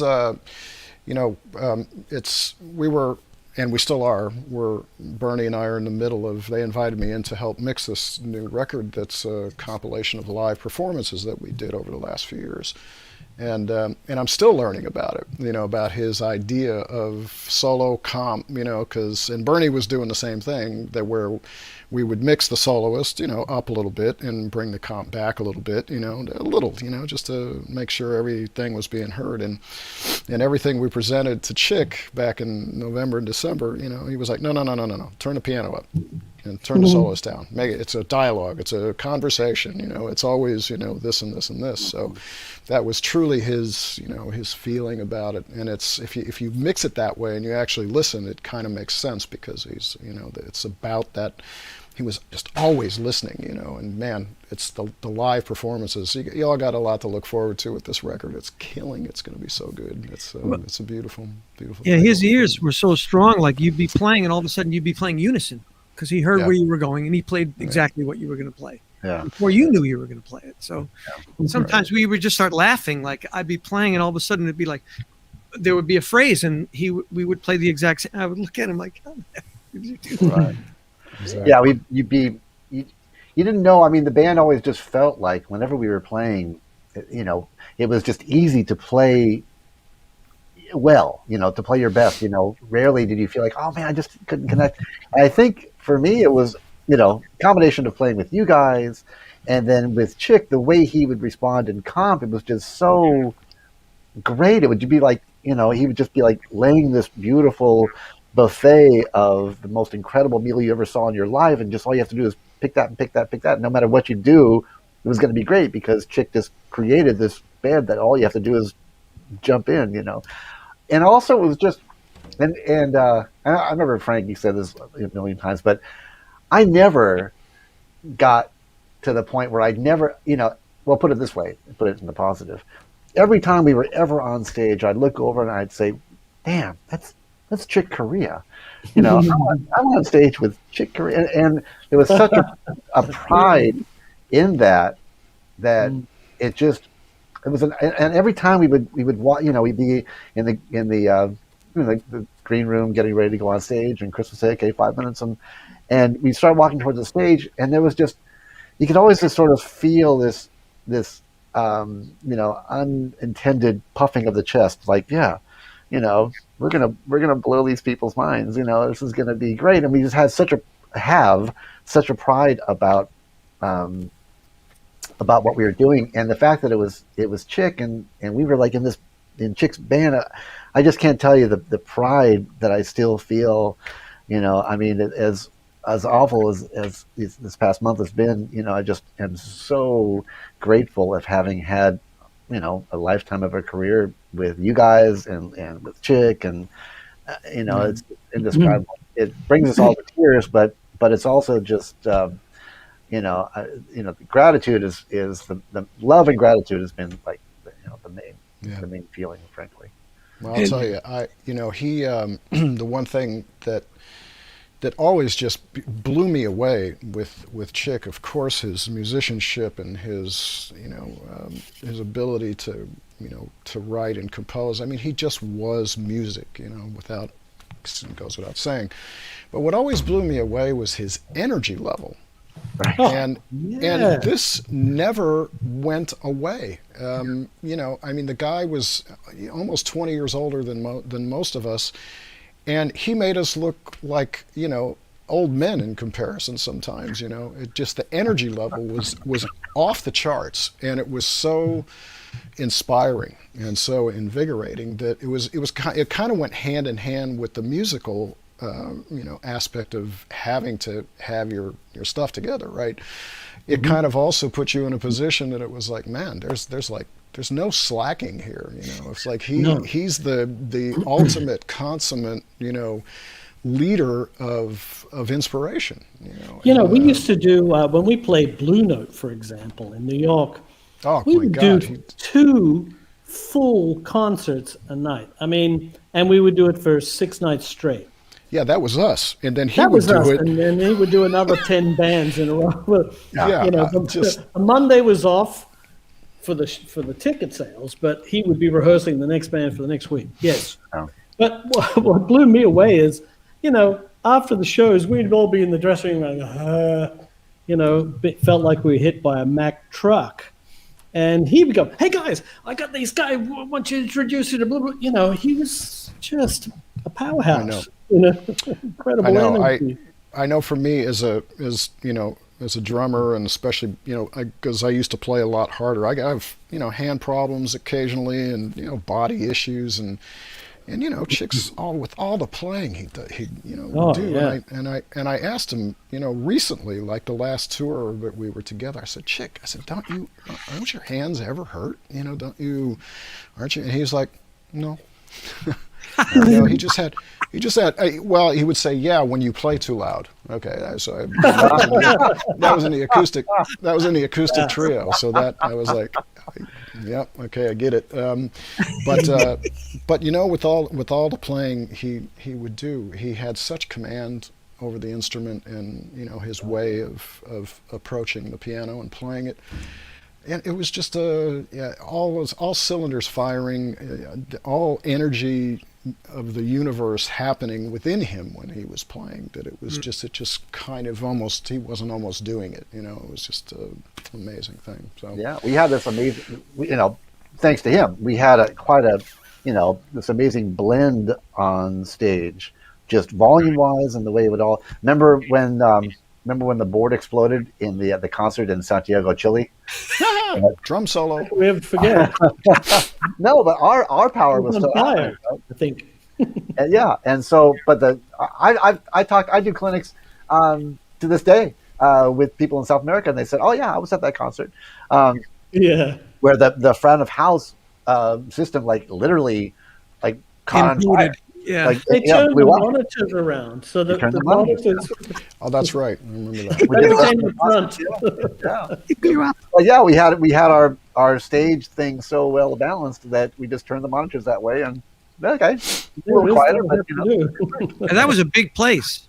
Oh, massive. Yeah. What about that concert in the park in Santiago, Sao Paulo? Sao Paulo. I got 80,000 people. One thing that I love about the Brazilians, I have to say this, was I remember the Pope John Paul was visiting Brazil at the same time. And we played that concert to 80,000 people. I'll never forget that day. That was the biggest show I've ever played. Me too. And my gear wasn't working when we got onto the stage. All the dials were spinning. There was something wrong with the power. Anyway, we got the concert going. That was the famous "Got No Sound," the countdown. And then all of a sudden, we're like, it was 1, 2. Frank's like, "Got no sound," and we had to stop. Vamp. But the thing is, the next day in the newspaper, they had us on the cover, and the Jean Paul, the Pope, was on page 2. I thought, this is the country I could fall in love with. Yeah, I remember going in and out of that concert in the van. I felt like we were the Beatles or something. Yeah, there were people lined up for miles. On the practicing our way. Going like this. We had a police escort. I mean, that was wild. That was we did the sound check that day in the park, and we didn't see. It was just an open park at that point, right? And it was actually free. It was free to the public, but there was actually a free jazz. It was called the Free Jazz Festival. Literally free cigarettes. I guess it was a cigarette company game. Free cigarettes. And so then we went back to the hotel and came back for the gig, and the stage was up on a rise, and so we entered from the back, and so we didn't see the audience until we got on stage. We walk on stage, and it's just a sea of heads. Far Because as it you was a could park see. and people were just standing there. And they had, the PA just like, staggered. And so I guess it was some sort of delay so that they were, but Yeah, it was the equivalent of playing in Central Park, I think. A vibe like that, right? Basically, yeah. all right. It was an incredible. we- show. You know, Yes, I also wanted to put a shout out to Gail and Thad and Liana, Chick's children, because I remember when they would come around, it was always really cool. They were really really warm. They were cheering us on, and Gail, my goodness, she She was an definitely got me extension. the gig, and she was the one looking in the paper to go see Dave, and she was cheering you two guys on too. I mean, she was an she's somebody extension of we that love very energy. She was to come to the gig and always be so up and So energetic. and sit beautiful. in and So sing full of life. one of the hardest tunes ever written. You're You're everything. everything. Oh my God! Yeah. Remember, was it when we finally got to Catalina's one time? He said, "Yeah, let's blow on it," and we were like, "You got it." One of the hardest tunes ever. Yeah. I remember she sent, or somebody sent out a couple of videos. There's that new documentary with Chick and the Spanish Heart Band. But there was another. Did you guys see the other video too? I think it's out there. I'll have to send it. There's a lot of, I played with Return to Forever 4 as well, which was a great honor. And we play that tune. And on the documentary, they left my solo on the end, which really surprised me. It was an unplugged version of Return to Forever. And those changes are squirrely. But I was surprised that the solo was on the end of the video for the whole credit scene. So well, because and I realized on the record I was listening to Light as a Feather. They don't even blow on it on the record. No. There's no solo. But I remember when we did it at Catalina's in rehearsal, Chick was killing it. I mean, really, like, unbelievable. And those are, yeah, look, it doesn't matter what he's playing. You're sounding It just- surprised, John. well, I'm not surprised, but then I know how hard that was, and that he didn't even do it on the original record. He didn't even take a solo on those changes that he wrote. And he played it for us, and it sounded like F blues. Like, okay, no problem. Sure. I remember that time we played. I think we played Blue Miles, and went into double time maybe. And he went to the piano. The acoustic piano started playing, and Chick Corea. We were just we were so used to hearing the world's greatest piano solos of all time every single night. That the bar was set pretty high. But this one night he started blowing, and it was just so incredible. We all looked at each other. We started laughing. We all just started, how do you, we're like, how do you react to this? He was just like blowing so hard, and it was just so incredible. Not like hard, just like great, to the point where we were just, unbelievable. That's funny. But I think the band had that effect too sometimes. Chick's music was always incredible. And I remember Tale of Daring. In fact, the whole Inside Out tour, that music was really heavy. And that Tale of Daring, it was a tale of daring just to record the bloody thing. But to play it live, I'll never forget. We would play it, and it would be blasting from start to finish. And it's epic, right? And we would have, 3,000, 4,000, 5,000 people in front of us, and we'd end, and it was silent because people were still picking up their jaw from the ground. And it took them about 30 seconds to start applauding because they were just shocked. Well, I don't. They'd heard, I don't know if you guys remember. I don't know if you guys remember the recording of that song, but when we got through it, it was like we had just scored a touchdown. We actually all stood there. We're like, yeah, and we're yelling and screaming just because we actually got through. We made it. Oh yeah. And then live. I don't know how long it is on the record. You mentioned 10 minutes. It might be a little bit more. But remember, live, it stretched and it stretched. Oh man. To the point, I think it was about 40 minutes because I think that was like. I think the drum solo piano duet was 10 minutes alone. It was at that point. 40 Tales of Daring. Extremely It was daring. like, remember the piano intros? That was the greatest. He'd go into these piano intros. They were amazing. And we wouldn't even realize it. And at the end, the manager would go, "Yeah, well, the piano intro was 25 minutes, and then the song was, Man, I remember one time speaking also to Dick, not only musically, but he was just so generous with everybody, and so he he considered the road, what you weren't just on the road and then you went home to relax. I mean, you had to be comfortable on the road. It was always a big thing, and it was with us, right, that we were in Hamburg, Germany. Remember this? Well, we ended up at the Atlantic Hotel, and we got the whole crew and band went to this hotel. It was a day off, and he didn't dig the hotel, and he went and the guy at the counter had an attitude, and he wanted to go see one of the rooms and didn't dig the rooms, and the guy was kind of a drag, so he went to whoever was our manager, the road manager, probably, and said we got to find a better hotel, and he said, well, we are in Hamburg, Germany. I mean, there is the Atlantic Hotel, the famous 5-star. Great, let's check it out. Are there rooms? And they called and said, yeah, there are rooms. So we took 20 people to the Atlantic. That's how we got, and we stayed at this. That's when I saw Bob Crenshaw. Remember, John? I saw yes, Bob. Yes. I see Bob Crenshaw, famous bass player, in the lobby, and I say, hey, nice to meet you, Ben. Ben Crenshaw, golfer. Yeah. I was like, golfer. Ben is a golfer. Bob. Yeah. Anyway. Yeah. But also we got to put a shout out to Bernie, because Bernie was with us on all these incredible adventures, and always so even keel, and we'd get to these places and maybe the local thing was a mess, and Bernie would just kind of calmly get, it was like somebody who was a medic in the war. Like he would just go calmly, straightforward. The whole thing could be chaotic. Just mash. Keep going. Yeah, he could keep going and he would make the show sound great. And he always, man, the cat, and all the records, always, all our records too. Like I remember and Chick. I remember got us the record deals for Eric and I know that. Yeah, no, Bernie's done every Chick record since 1976 for the past 45 years. Yeah.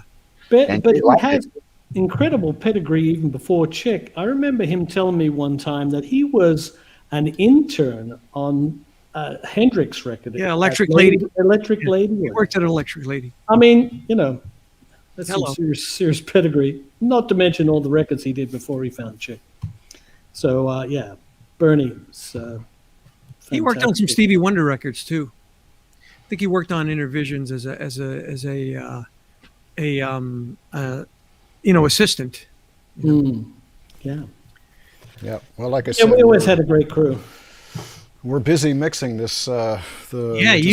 Just about finished with the live compilation from a few tours we did since 2016. I think is kind of the earlier ones, and then up through the late ones, and it's an incredible compilation of what this band was, and it's our last things together. So it's it's definitely in the works, and will be coming out, and everybody sounds fantastic, and it's so that's something to look forward to as well. Yeah. What else you guys want to talk about? Should we look and see if there's any questions that we maybe want to take? That's a good idea at this point. A little bit. Yeah. Steve Orkin, have you seen any in the background that? I've seen a couple names here that I recognize. One of my first teachers, Bob Matheny, was in there. Maybe he's still hanging out. I saw a question go by that somebody asked if we'd ever tour the Electric Band without Chick, and I think we could pretty much all say no. Thank you.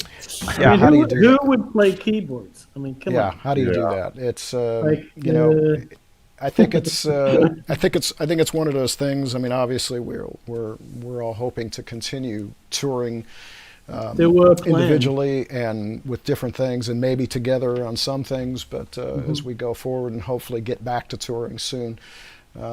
But no, it's trying to do anything. I think I speak for everybody. I'm guessing, I'm gathering here that you can't do a Chick Corea anything without Chick Corea. It doesn't work. To me, it's one of the saddest things about this whole passing of Chick.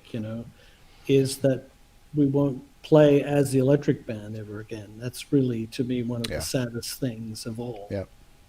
But I'll tell you, the positive side of it is that kind of blows me away, and I don't mean this from like a pretentious, egotistical standpoint at all, because I generally don't ever like to listen to myself play at all. But I've gone back and like listened and watched some of the videos from the earlier tours, and it's not about, oh God, he was great. It's the band was like really incredible. I mean, it was just a thing, that was just it was the product of Chick's energy all put into, again, what we've been talking about, what he did for us to bring us together, to put us in that position to be at the top of our game, at least to attempt to keep up with him. And it's just to be able to have those memories and relive them all. It's a beautiful thing, on top of course, knowing we can't do it again, but boy, the memories sure are beautiful. You know what, too, 36 years, man, that was a long time to be playing with him. But also, he represents something that is hard to find anymore. When he was coming up, there were all these mentors who had bands. There was Miles, there was like Blakey, there was this and that. Coltrane had an unbelievable band, obviously, and there were different periods. For us, Chick was our mentor. Like he taught us so much. You couldn't help but, it was like every gig was a master class if you paid attention. True. Just the way he dealt, and also his priority on making it a band thing, not about individual. It wasn't like about what anybody just played, like getting lost in, or kind of caving in on themselves and worrying too much about what they did. It was always the whole package, and I think that's why he stressed having a real group blend and having a real interplay in the solos, so that it was always about the family, the group, not just individuals. Right. Mm-hmm. I see another question here that, John, I think you got a little backstory on this. Any story behind "Got a Match" from Nathaniel? Oh my gosh! So, I like an idiot. When he brought the tune in at first. We're playing the tune and we're trying to figure out what to do, and then after a while we started getting into it and learning it pretty well. And then I volunteered to play the melody, which was my first mistake. So then I volunteered to play the melody, and I learned the melody, and so we're playing the melody, and everything is cool. It's still hard. Yes, it is. And he never slowed that tempo down in all his years.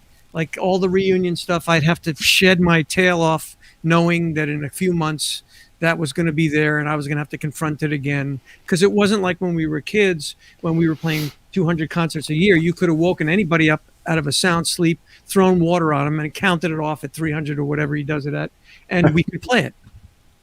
But when you don't play it for 10 years, and all of a sudden he's still playing that same tempo, man, you got to come shed it up, So anyway, like I said, in one of my maybe not too smart moves, I volunteered, played them. Okay, so I learned the melody, and I'm feeling pretty safe at that point until a plane ride from LA to San Francisco. And he's sitting next to me, and he pulls out a piece of music paper and starts writing all these eighth notes and all this stuff.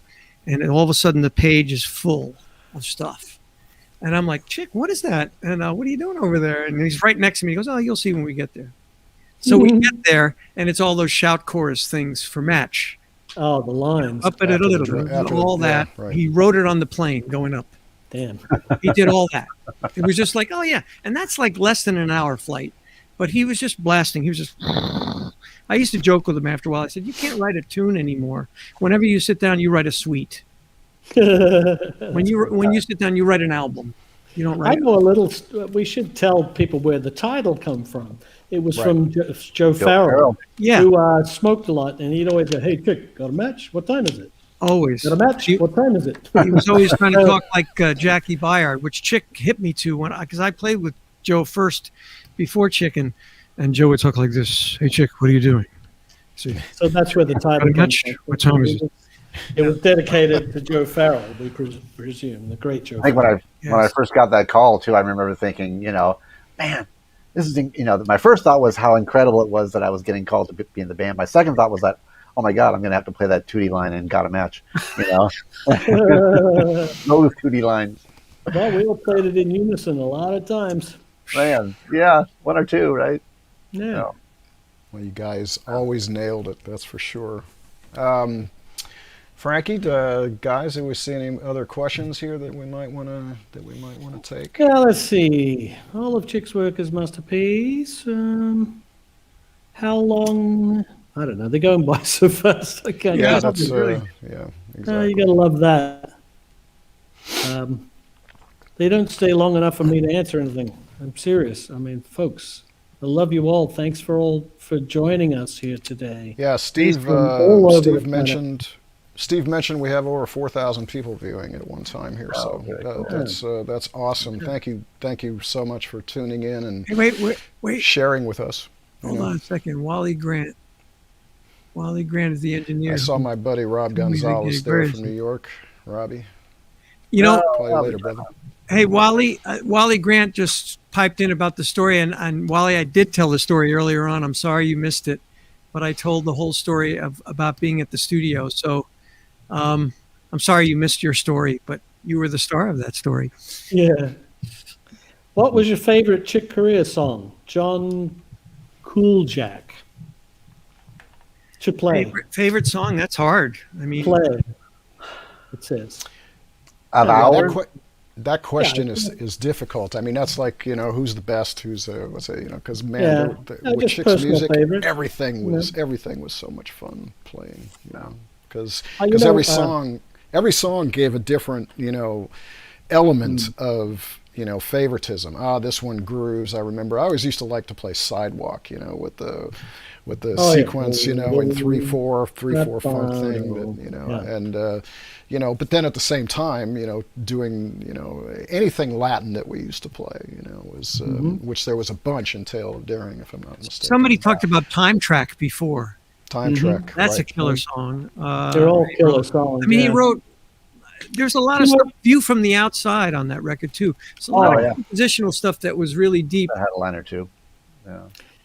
What about, from To the Stars? I think there's some exceptional stuff on there. Alan Corday, of course. Well, Alan Corday. I mean, Check Blast. That tune is so insane. From the first tune of the album, I mean, what a way to present. Here we are, chaps. Yeah. Right. If you go online. But the tune that really blew me away the most on that record, for personal taste, was Jocelyn. There's that piece is so extraordinary as a composition to me that he could make a bass line and a melody, and that's it. 2 parts make this incredible sound. The harmony and the way Eric played it on the alto was so fantastic. The tone and the sentiment. It was such an extraordinary composition to me. One of the things, among millions that he wrote. For me, every time we would play, we've all heard Spain so many times, but Chick would have this melodic, and it would be different every time we'd ever play it. And it was that was to me one of the more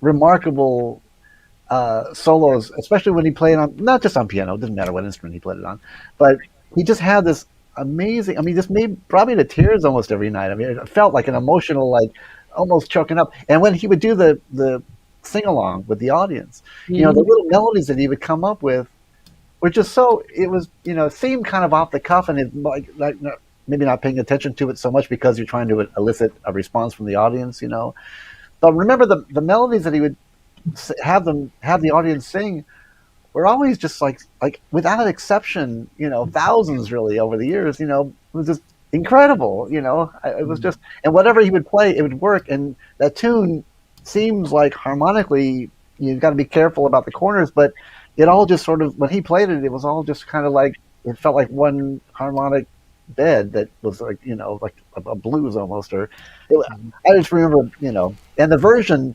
of Check Blast, Frank, too, and of Spain from and you can see it's got a million gazillion views on YouTube, but from Montreux in 2004. There's actually a DVD that was from the whole show.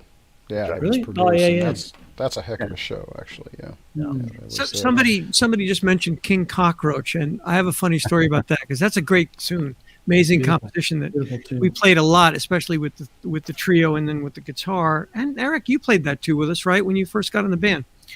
One day, Yeah. my dad, out of nowhere, I'm talking to my dad, and he's not like totally into jazz, but he said, "Man, why don't you guys play King Cockroach anymore?" I was like, "Dad, you remember that?" He said, "Yeah." And he told Chick, he said, "My favorite song is King Cockroach. Why don't you guys play that?"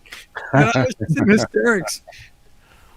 So he connected with that song. That's an amazing composition. Beautiful. A lot of composition. incredible stuff in there. they're all amazing compositions. It's right.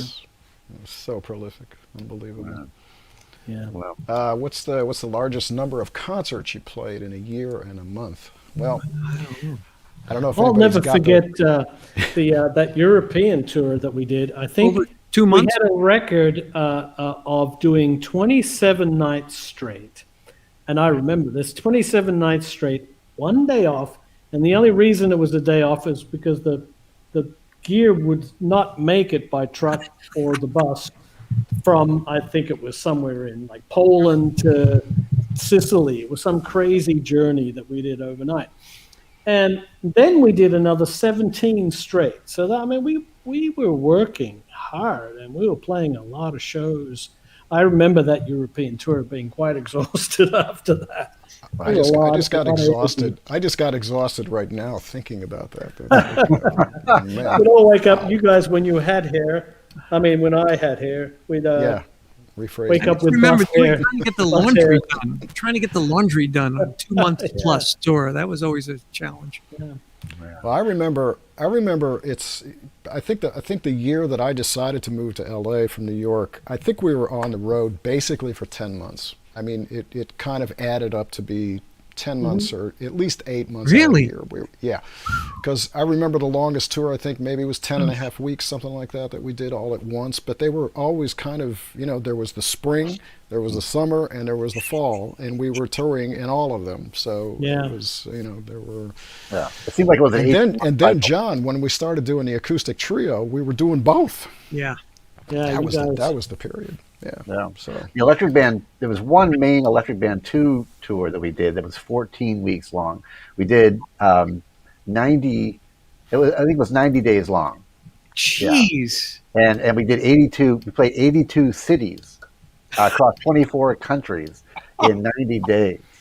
And that was, You don't deserve a medal after that, and I remember distinctly, we were like so exhausted, like going into the 12th round of a boxing match, and earlier we were talking about Chick's energy, and he was a bit older than the rest of us, and we were just like dragging our butts, and Chick was, he'd be like after the gig, I think after that tour, he went off to do a solo concert tour with an orchestra in Europe, and he'd be practicing, the Mozart piano concerto after the gig. We could go and play in our rooms, and that was another actually funny story. When we were, I used to practice in my hotel room. I thought I was playing quietly, and there was one day he calls me and he says, "Hey Eric, would you mind kind of cooling it a little bit? I'm going to take a nap." I said, "Sure. Are you next to me?" He said, "Well, what room are you in?" I said, I'm in 924. He said, "Oh, I'm in 616." It was not soft. We always used to have you as far on the end of the hotel as possible. But I always found it comical that on the road, no matter where we were, there was always construction. And Outside of Dave's room. Outside of Dave's room. There was a One construction. time we were in Stockholm and we stayed at this hotel that was outside of town. And right next to us was a vacant lot with this rock. I mean, it was like solid rock. And they had the giant mats on and they were doing actual blasts with dynamite. And you've just flown, half a million miles and you're coming in to rest in a nice quiet hotel. And they're using dynamite outside. I mean, for Christ. it got to the point where when we were pulling into town, I used to say, "Oh, look, there's the hotel," because that's where the crane was. You're right. And then once we got to the hotel, it's like, I know where my room is. I'm just going to change it right now because I know it's going to be right next to the construction. So, Yeah. Why is it that they always want to put you at the right next to the construction? Like, come on. Right. I know. Not like they're not aware of this construction. Exactly. Yeah. Part of the joys of being on the road, I guess. Yeah. Somebody's asking, what was it like? This is a funny question to me because I'll just give you a perspective that I think we share. Somebody said, what was it like being famous in the 80s? We had no idea. I mean, when I joined, I think we were so excited just to play with Chick. We really didn't know it was going to be a thing. We just were so into the music, and it was like the gig of a lifetime. I wasn't thinking, well, I'm going to get this gig and I'm going to be famous. No, we were just like, we were young. We were just thanking God that we had this opportunity to play with him. And we had no idea it was going to be something that people were going to sort of connect with in that way. Yeah. Yeah. So It's beautiful that the effect that the band had. You know, we were so caught up in it while we were doing it that we didn't realize it was having such an impact, and it really did have a lot of impact on people's life. I remember, and then we kept playing for many, many years. So people were bringing their kids, so we started hitting a second generation of listeners. Don't want to meet him. Yeah. Now we get, man, my dad grew up listening to you. Yeah. right. Yeah, I was young. There's a question here. Did Chick use the KX5 on the original recording of Rumble from Greg Varlata? I believe so. Yes, he did. Mm-hmm. Yeah, because the song Rumble, what was the opening Sequence 8. things? No, that's We what it did was. the First robot City thing. Gate. Remember the City robot Gate. thing? Right. City Gate was the original. But both live and in the studio, there was a sequence written, which would be now called a backing track, where there was John. You were actually doubling a synth bass line. Yes. Boop-a-doop, right? The whole line. Until Eric. Then we played. And then Chick had written a little drum machine part that had a hi-hat and the bass drum and the snare drum, and so I had to come up with a part around it, and I had a tambourine triggered from my floor tom, and the rest of it was was just the drum set. But so we pretty much played that on the recording like we did live, and Chick definitely used the KX5 for that. Yeah. That thing was a bit unpredictable too. It was an old piece of tech, and I especially remember in some of the later tours we did, where he had to drag that thing out of mothballs sometimes, and we tried the wireless MIDI on several occasions, and it would just hang on a note in the middle of his solo, and you go he'd have to go and re-trigger, and so that he went back to the cable, and that was it. The MIDI cable. Thank you. Yeah. Didn't somehow it trigger a factory demo at the end of the song on that one gig at Catalina, and then we started playing along with it.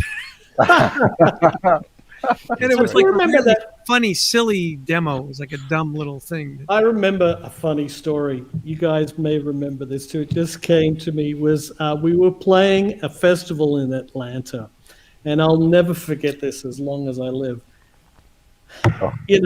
All the box seats, which were the seats that people buy, and it's like subscription, and all our fans were about 100 miles away, and you could barely hear them at the end of the song because people were clinking their wine glasses. We were outside eating their chicken. Chastain So Chick, at one point he just said, "I hate this," and he goes into Misty. With the wrong chords. With the substitutions. Da, da, da, Minor chord. Major chords. And I almost lost I fell over backwards. It was so funny that he just laughed. He went, screw this, nobody's listening. Yeah, they didn't even notice. The people in the front didn't even notice. Yeah, they went, oh, I like that one. He was the funny. That's the thing we haven't talked a lot about, and he was hysterical, man. That version of Misty, he would do that at sound check. Sometimes he would play it, and it was so funny because he was like really into the Marx Brothers and all the old comedy guys. He was just that. It's hilarious. Not even the right words. That's right.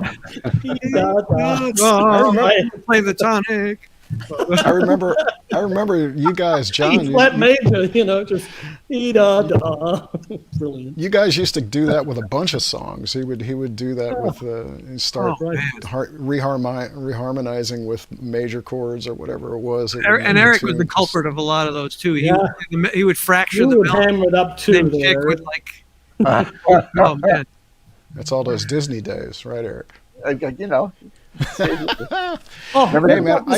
What about Chick too? With his favorite thing in the whole world were critics that came to review the shows. Remember that? And invariably, they always got front row seats, and they'd be sitting there with their pencil, taking notes, or people that would fall asleep or something in the front row. He always had a thing about that he just would try to wake him up or something. He'd play something really loud to. Well, and did he get you guys that book too? I remember when we first, we would get critics and they would say some crazy stuff, and he bought us. I think he probably bought every one of this Nicholas Slanimsky History of Musical Invective book. Which was great. It's got reviews of Mozart and letters to his father, going, "This guy, he's horrible," or people panning Rite of Spring. And it made you feel a lot better because you're like, wow, check that out. It's great. Hey guys, there's a topic here that I think we should touch on. That was because one thing, it definitely dates us as to how old we are. But Rich F says, talk about the live mixing where you all have to push buttons to get the mix. Now, if I'm reading that how I'm taking it, or at least I'm going to transfer it to what I'm taking it as. Do you remember in the first records where this was before, when we were all in the studio, and I'm not sure who all took part in, but I remember us all being there on occasion, where it was before automation. So the mixes actually became a performance.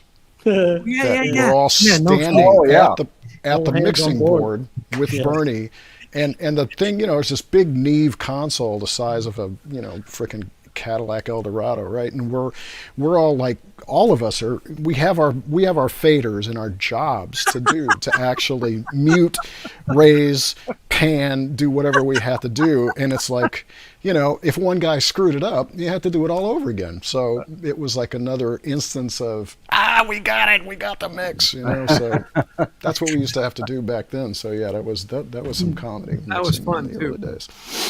Chick had his own special language too that he discovered when he was in high school. He would put the ubba dubby kind of thing. He would put a B before every syllable, and my name would be Ferbank Gabam Babalabi, which is quite funny to me. Yeah, Chick Corea would be Chabik Kabora Biaba. That's right. I remember that. And he would always call me Franklin Delano, which is famous president. I never got Jonathan Livingston. Ever, I don't think. I was Livingston. Yes. Arabic. Arabic, or Iraq, as we lovingly refer to. Thank you. Right. Yeah, we all had the banter, the band names. Yeah. Any other questions? Let's see. Yeah, a couple here. You had enough, or you're thirsty for more, folks? Yeah, we've been on 2 hours already, so yeah, just seeing if there was anything here that we missed. How did recording with the Electric band look like, and the food? Well, Chick's food, I used to love that. When later on in life, he lost like 150 kilos or something.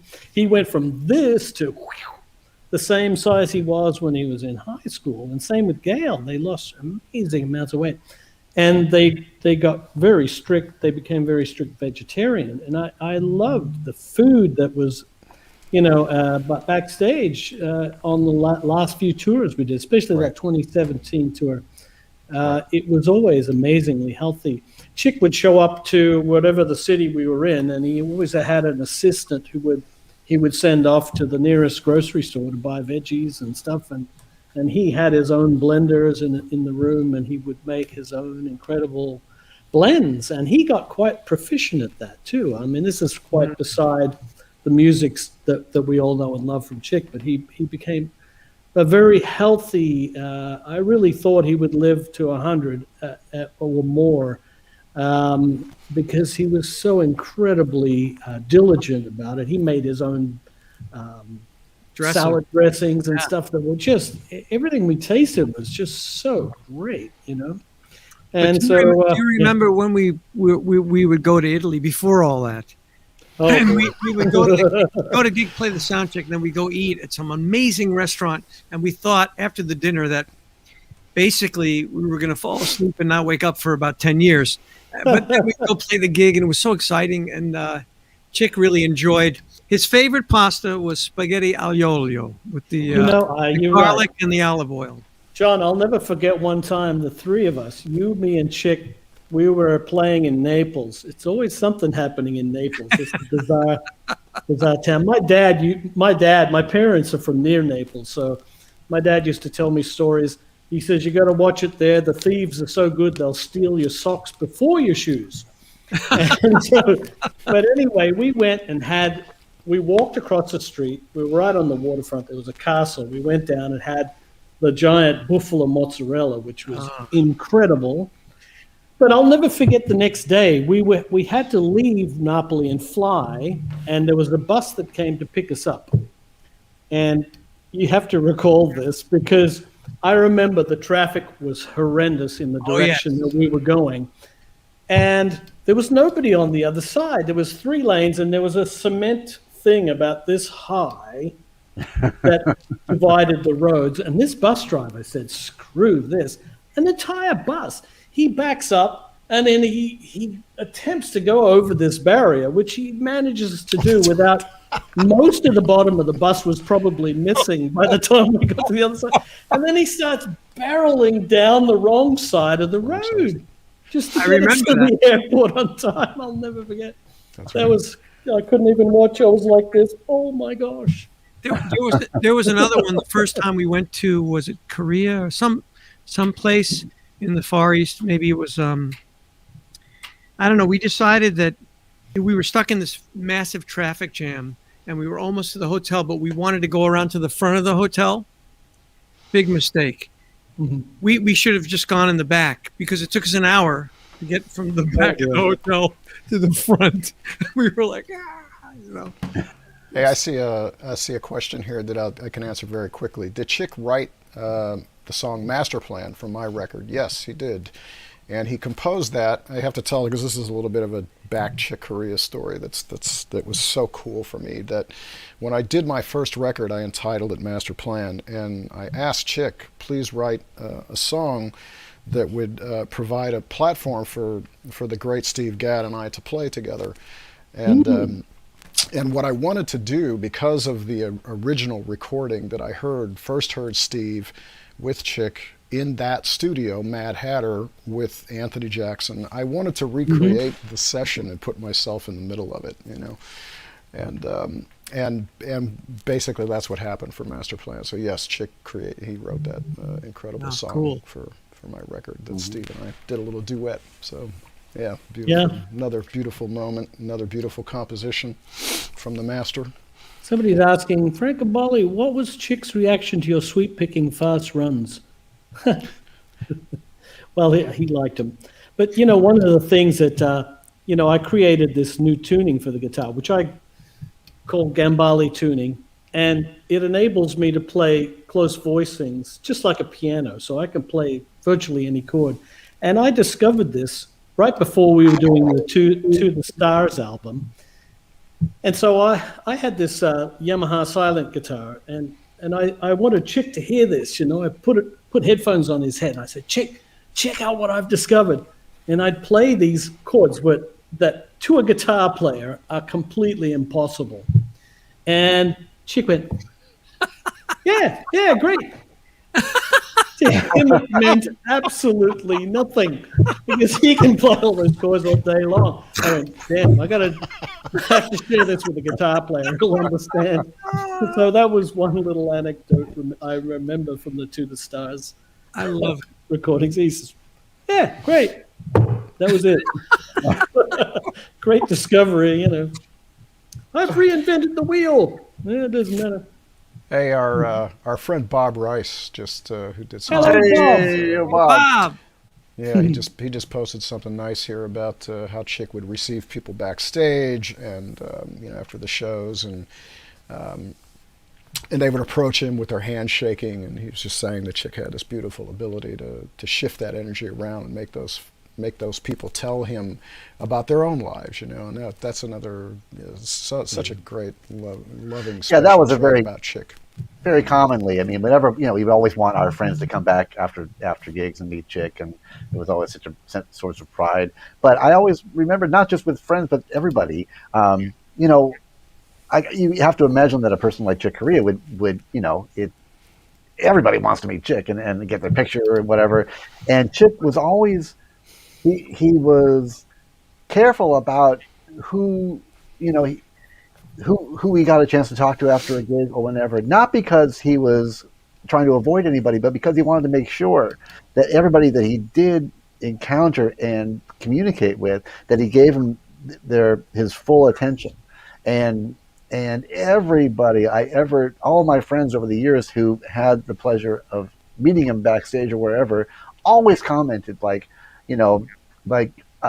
how engaged 100% Chick was, and he wasn't just doing it just to sign a record and okay, kid, get out of here. Mike Silverman, our dear friend in St. Louis, had that experience. We played in Miami not that long ago, actually, and he came up, and I thought, and Rob Silverman may have been there too, I forget, but I think he was actually, and he talked to Mike for a long time after the gig, and this is after a whole concert, and kind of okay, it'd be great to go back to the hotel and go to sleep, but they talked for a good half hour, I think, and it was really cool. It was a great example too of how Chick was just so giving of himself.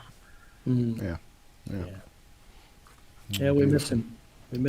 Somebody asked about if we've ever had the chance to change Chick's mind regarding his composition or a specific part, and I don't think I don't remember that. I do remember him giving us an enormous amount of freedom in the way we interpreted his incredible music. Like, he gave us a lot of leeway to interpret, because I think after a while he started writing for us.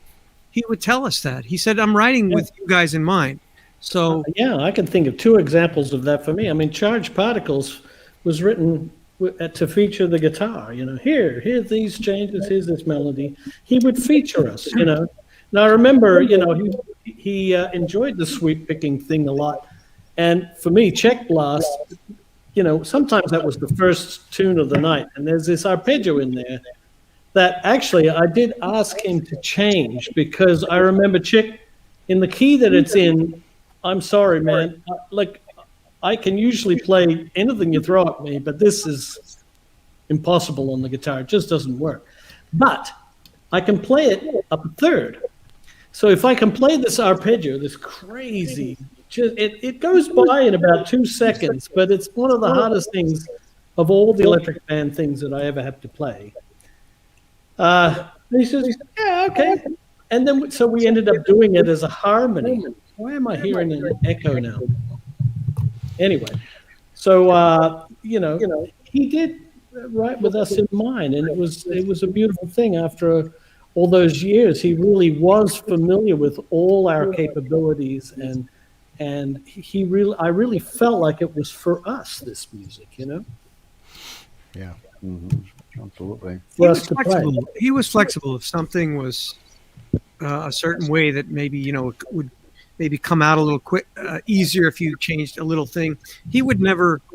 He trusted in our interpretation of his music, because we were so invested in his music. After a while, it was like, the thing that I learned when I started playing sometimes with other people who tried to write music like him, was his, even the hardest music that he wrote, usually you could find a good fingering and it would lay, finally it would lay really well. Sometimes you play with other people who try to write, they come in with the thing of, I want to write something really hard, and it doesn't lay very well because it's not really conceived melodically, it's just conceived technically. His music was always melodically and harmonically driven and rhythmically, had a point to it. It had you felt like you were being taken on a journey. I remember Tale of Daring looking at the chart and thinking, this chart has every rhythm ever written in it, in one go. There were compositions like that. It just had everything. Look, here's an entire course in composition. Study this, Exactly. And there were other tunes of his in the past that I remember that I felt the same way about.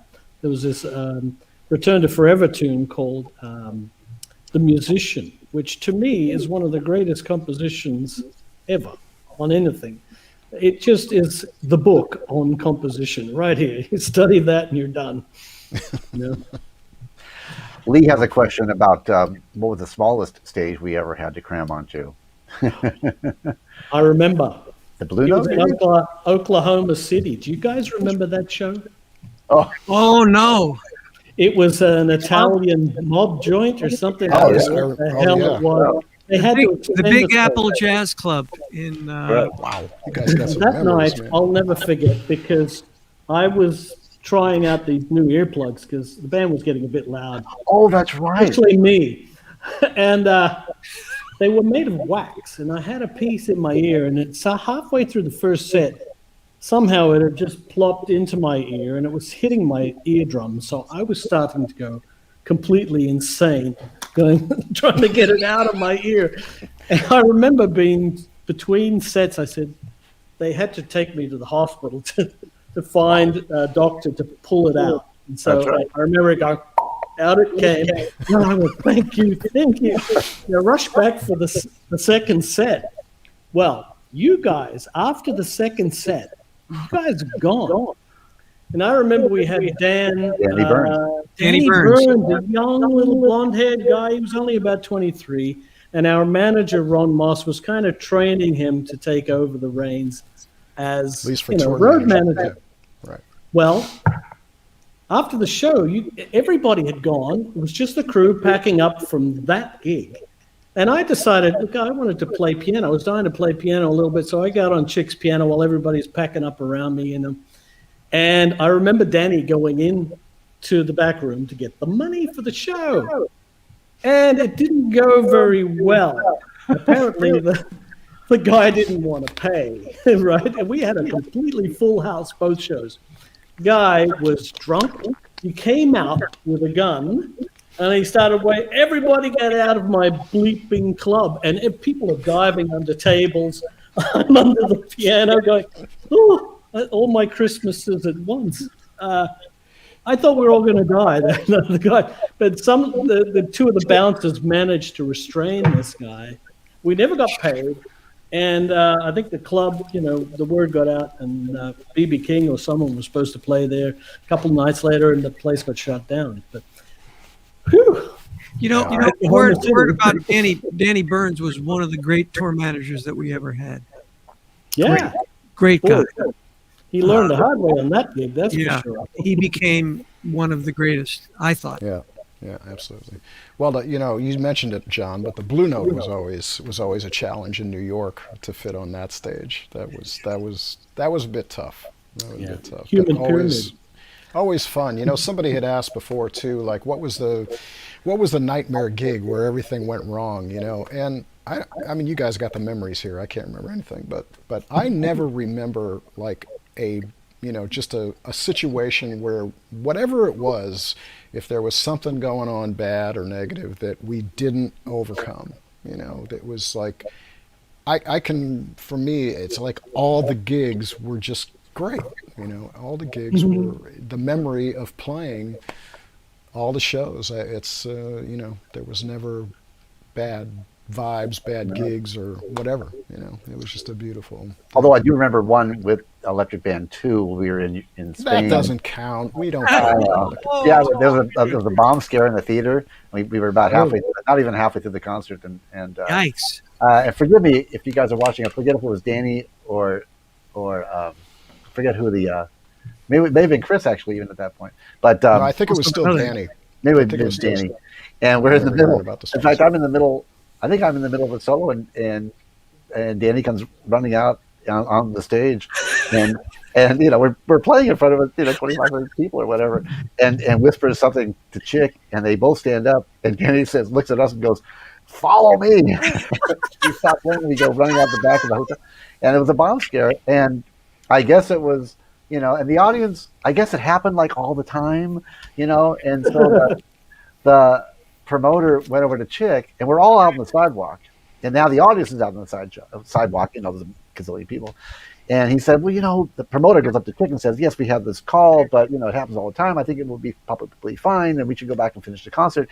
And Chick said, yeah, but what if this is the time where it's not a false alarm? I'm not going to take responsibility of, just to finish this concert, just, and in case something terrible happens. So we didn't. So that was one that didn't end perfectly. You guys had quite a few Electric Band 2 incidents. Didn't you also almost die in an airplane crash? Oh, yeah.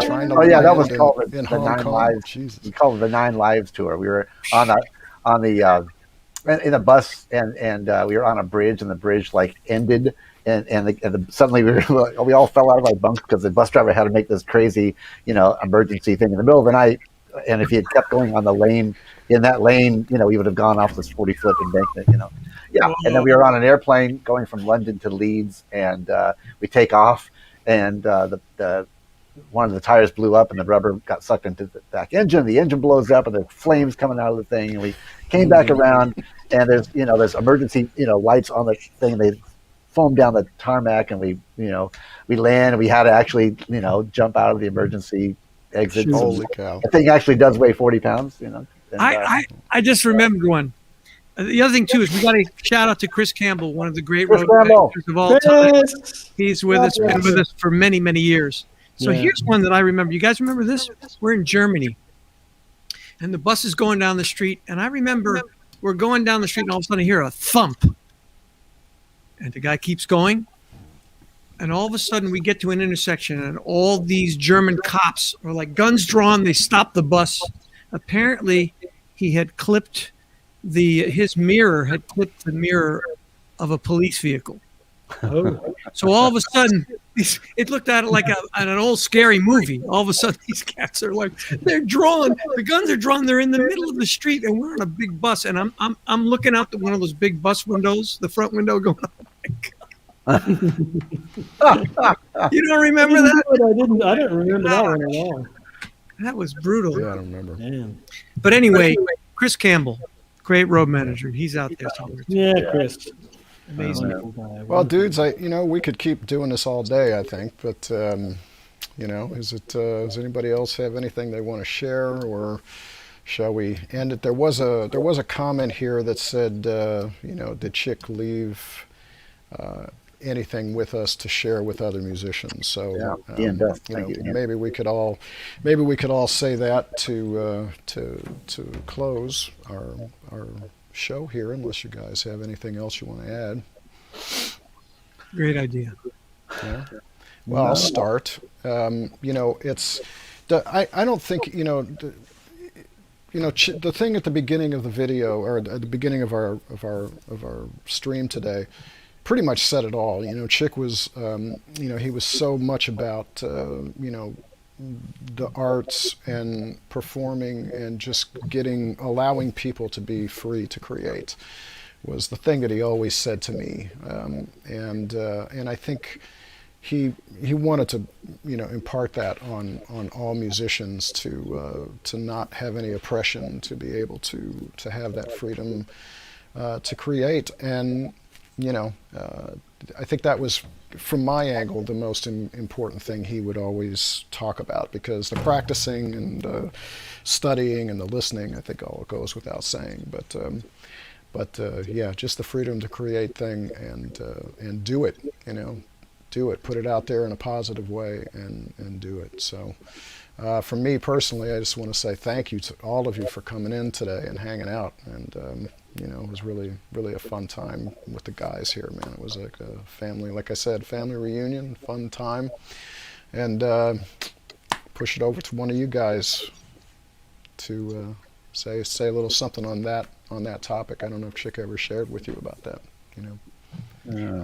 Well, I just remember, the day last month we found out that he had passed, and we were all just in such shock, and I sat here on my floor and I cried all day long, and I talked to various friends, and as we all know, all of them, not just the four of us, but just so many thousands of Chick Corea lovers, and just remembering, like Frank said, how sad it is that we won't be able to play live again, but just such incredible gratitude for what we got to learn about what it was like to play music.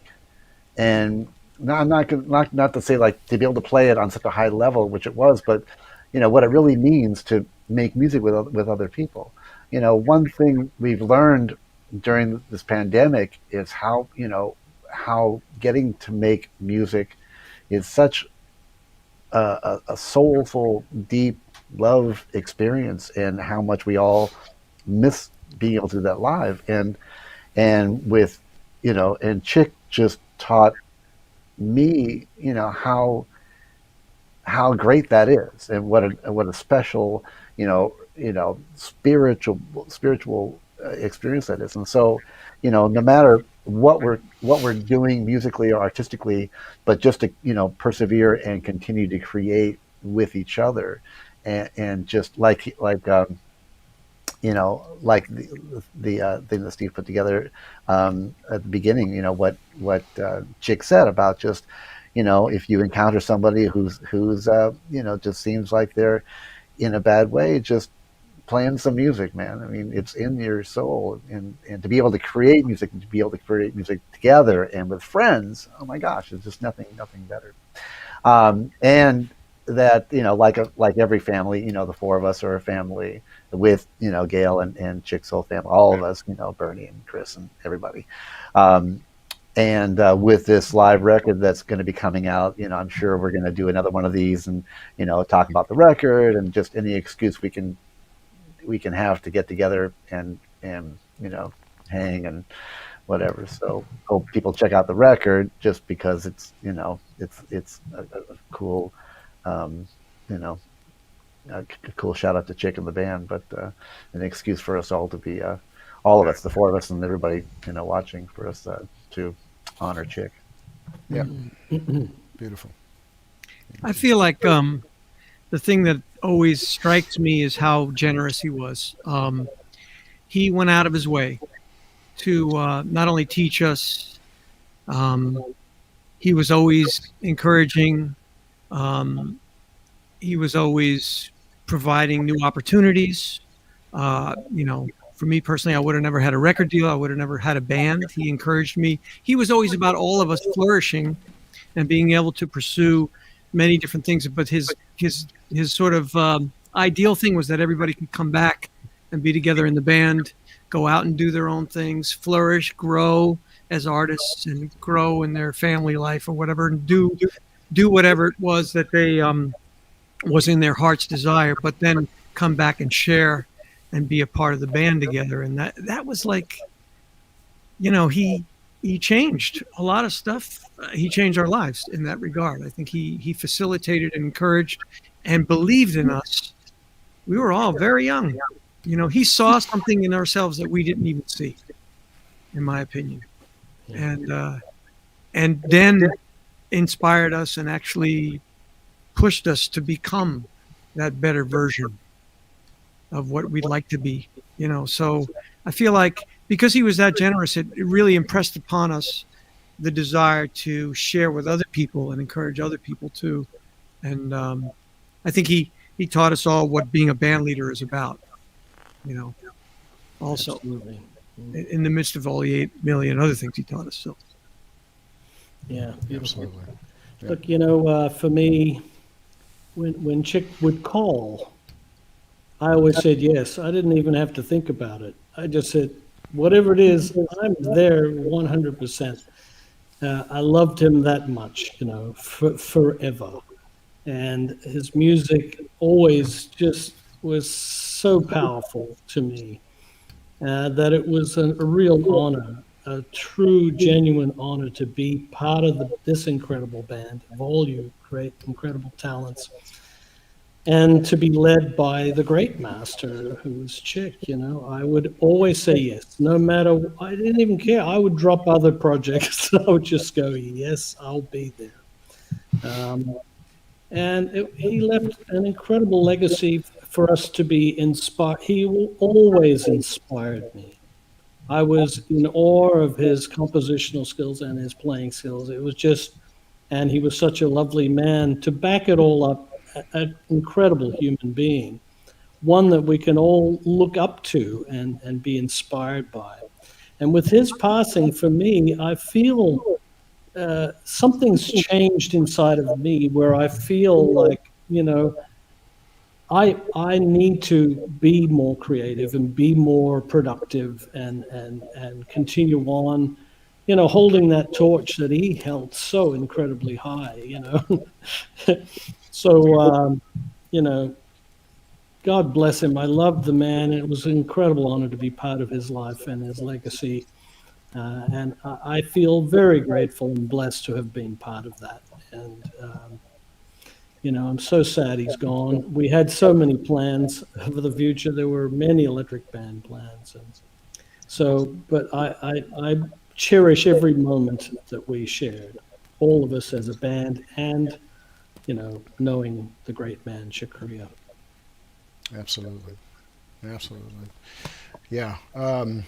It was. I really didn't get to talk too much about that aspect of things, but it's when we got the news of his passing, it hit us like it hit everybody else. We weren't prepared. We didn't know, it took us. We have so much love for Chick that, and obviously everything that we've ever done. And like Frank, we all couldn't wait to hear from him, and in fact, I became proactive. I had just married my wife, Clivia, in Italy, and I was driving through the mountains of Tuscany and listening to the Electric Band with her, and I was like, my God, this band was so cool. And we hadn't done anything for a while at that point. And I said, you know what, I'm going to write an email to everybody and just say, wow, guys, this is so great. Chick, when are we going to do this again? And it was kind of I'd love to think that it was partly responsible for us getting it back together again, in the later years. And he was so inspired to do that. And, it was, coming back together was like sitting in an old rocking chair. And it was family. It was a family reunion. We all have so much love for one another playing and just, again, Chick was, a father figure in a lot of senses. He was, he kind of looked at it. He wanted us to be our friends, and we were like, okay, Dad. He was kind of like our mentor. And yeah, so we, he always would say, we're here for a short period, but we continue, and he would want us to continue. So I know all of us will do that, and hopefully we can do some things together as a unit. We wouldn't call it the Electric Band, but we know that we would like to do, play together and certainly play. Just keep playing, keep, the spirit alive for what he was such a big part of for myself and for all of us, of just music and the love of music and how that helped everything in life. So in one sense, like Frankie says, it's there's a big hole,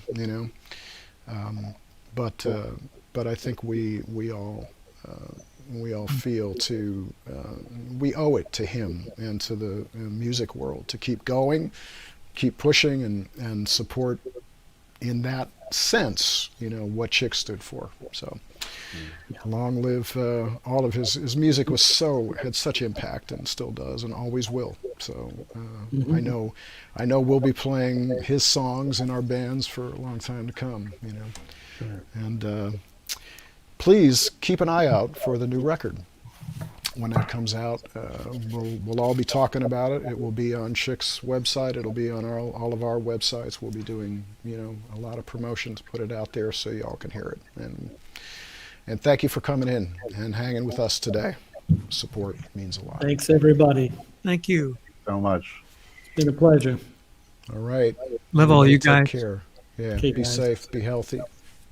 And make good music. Definitely. All right.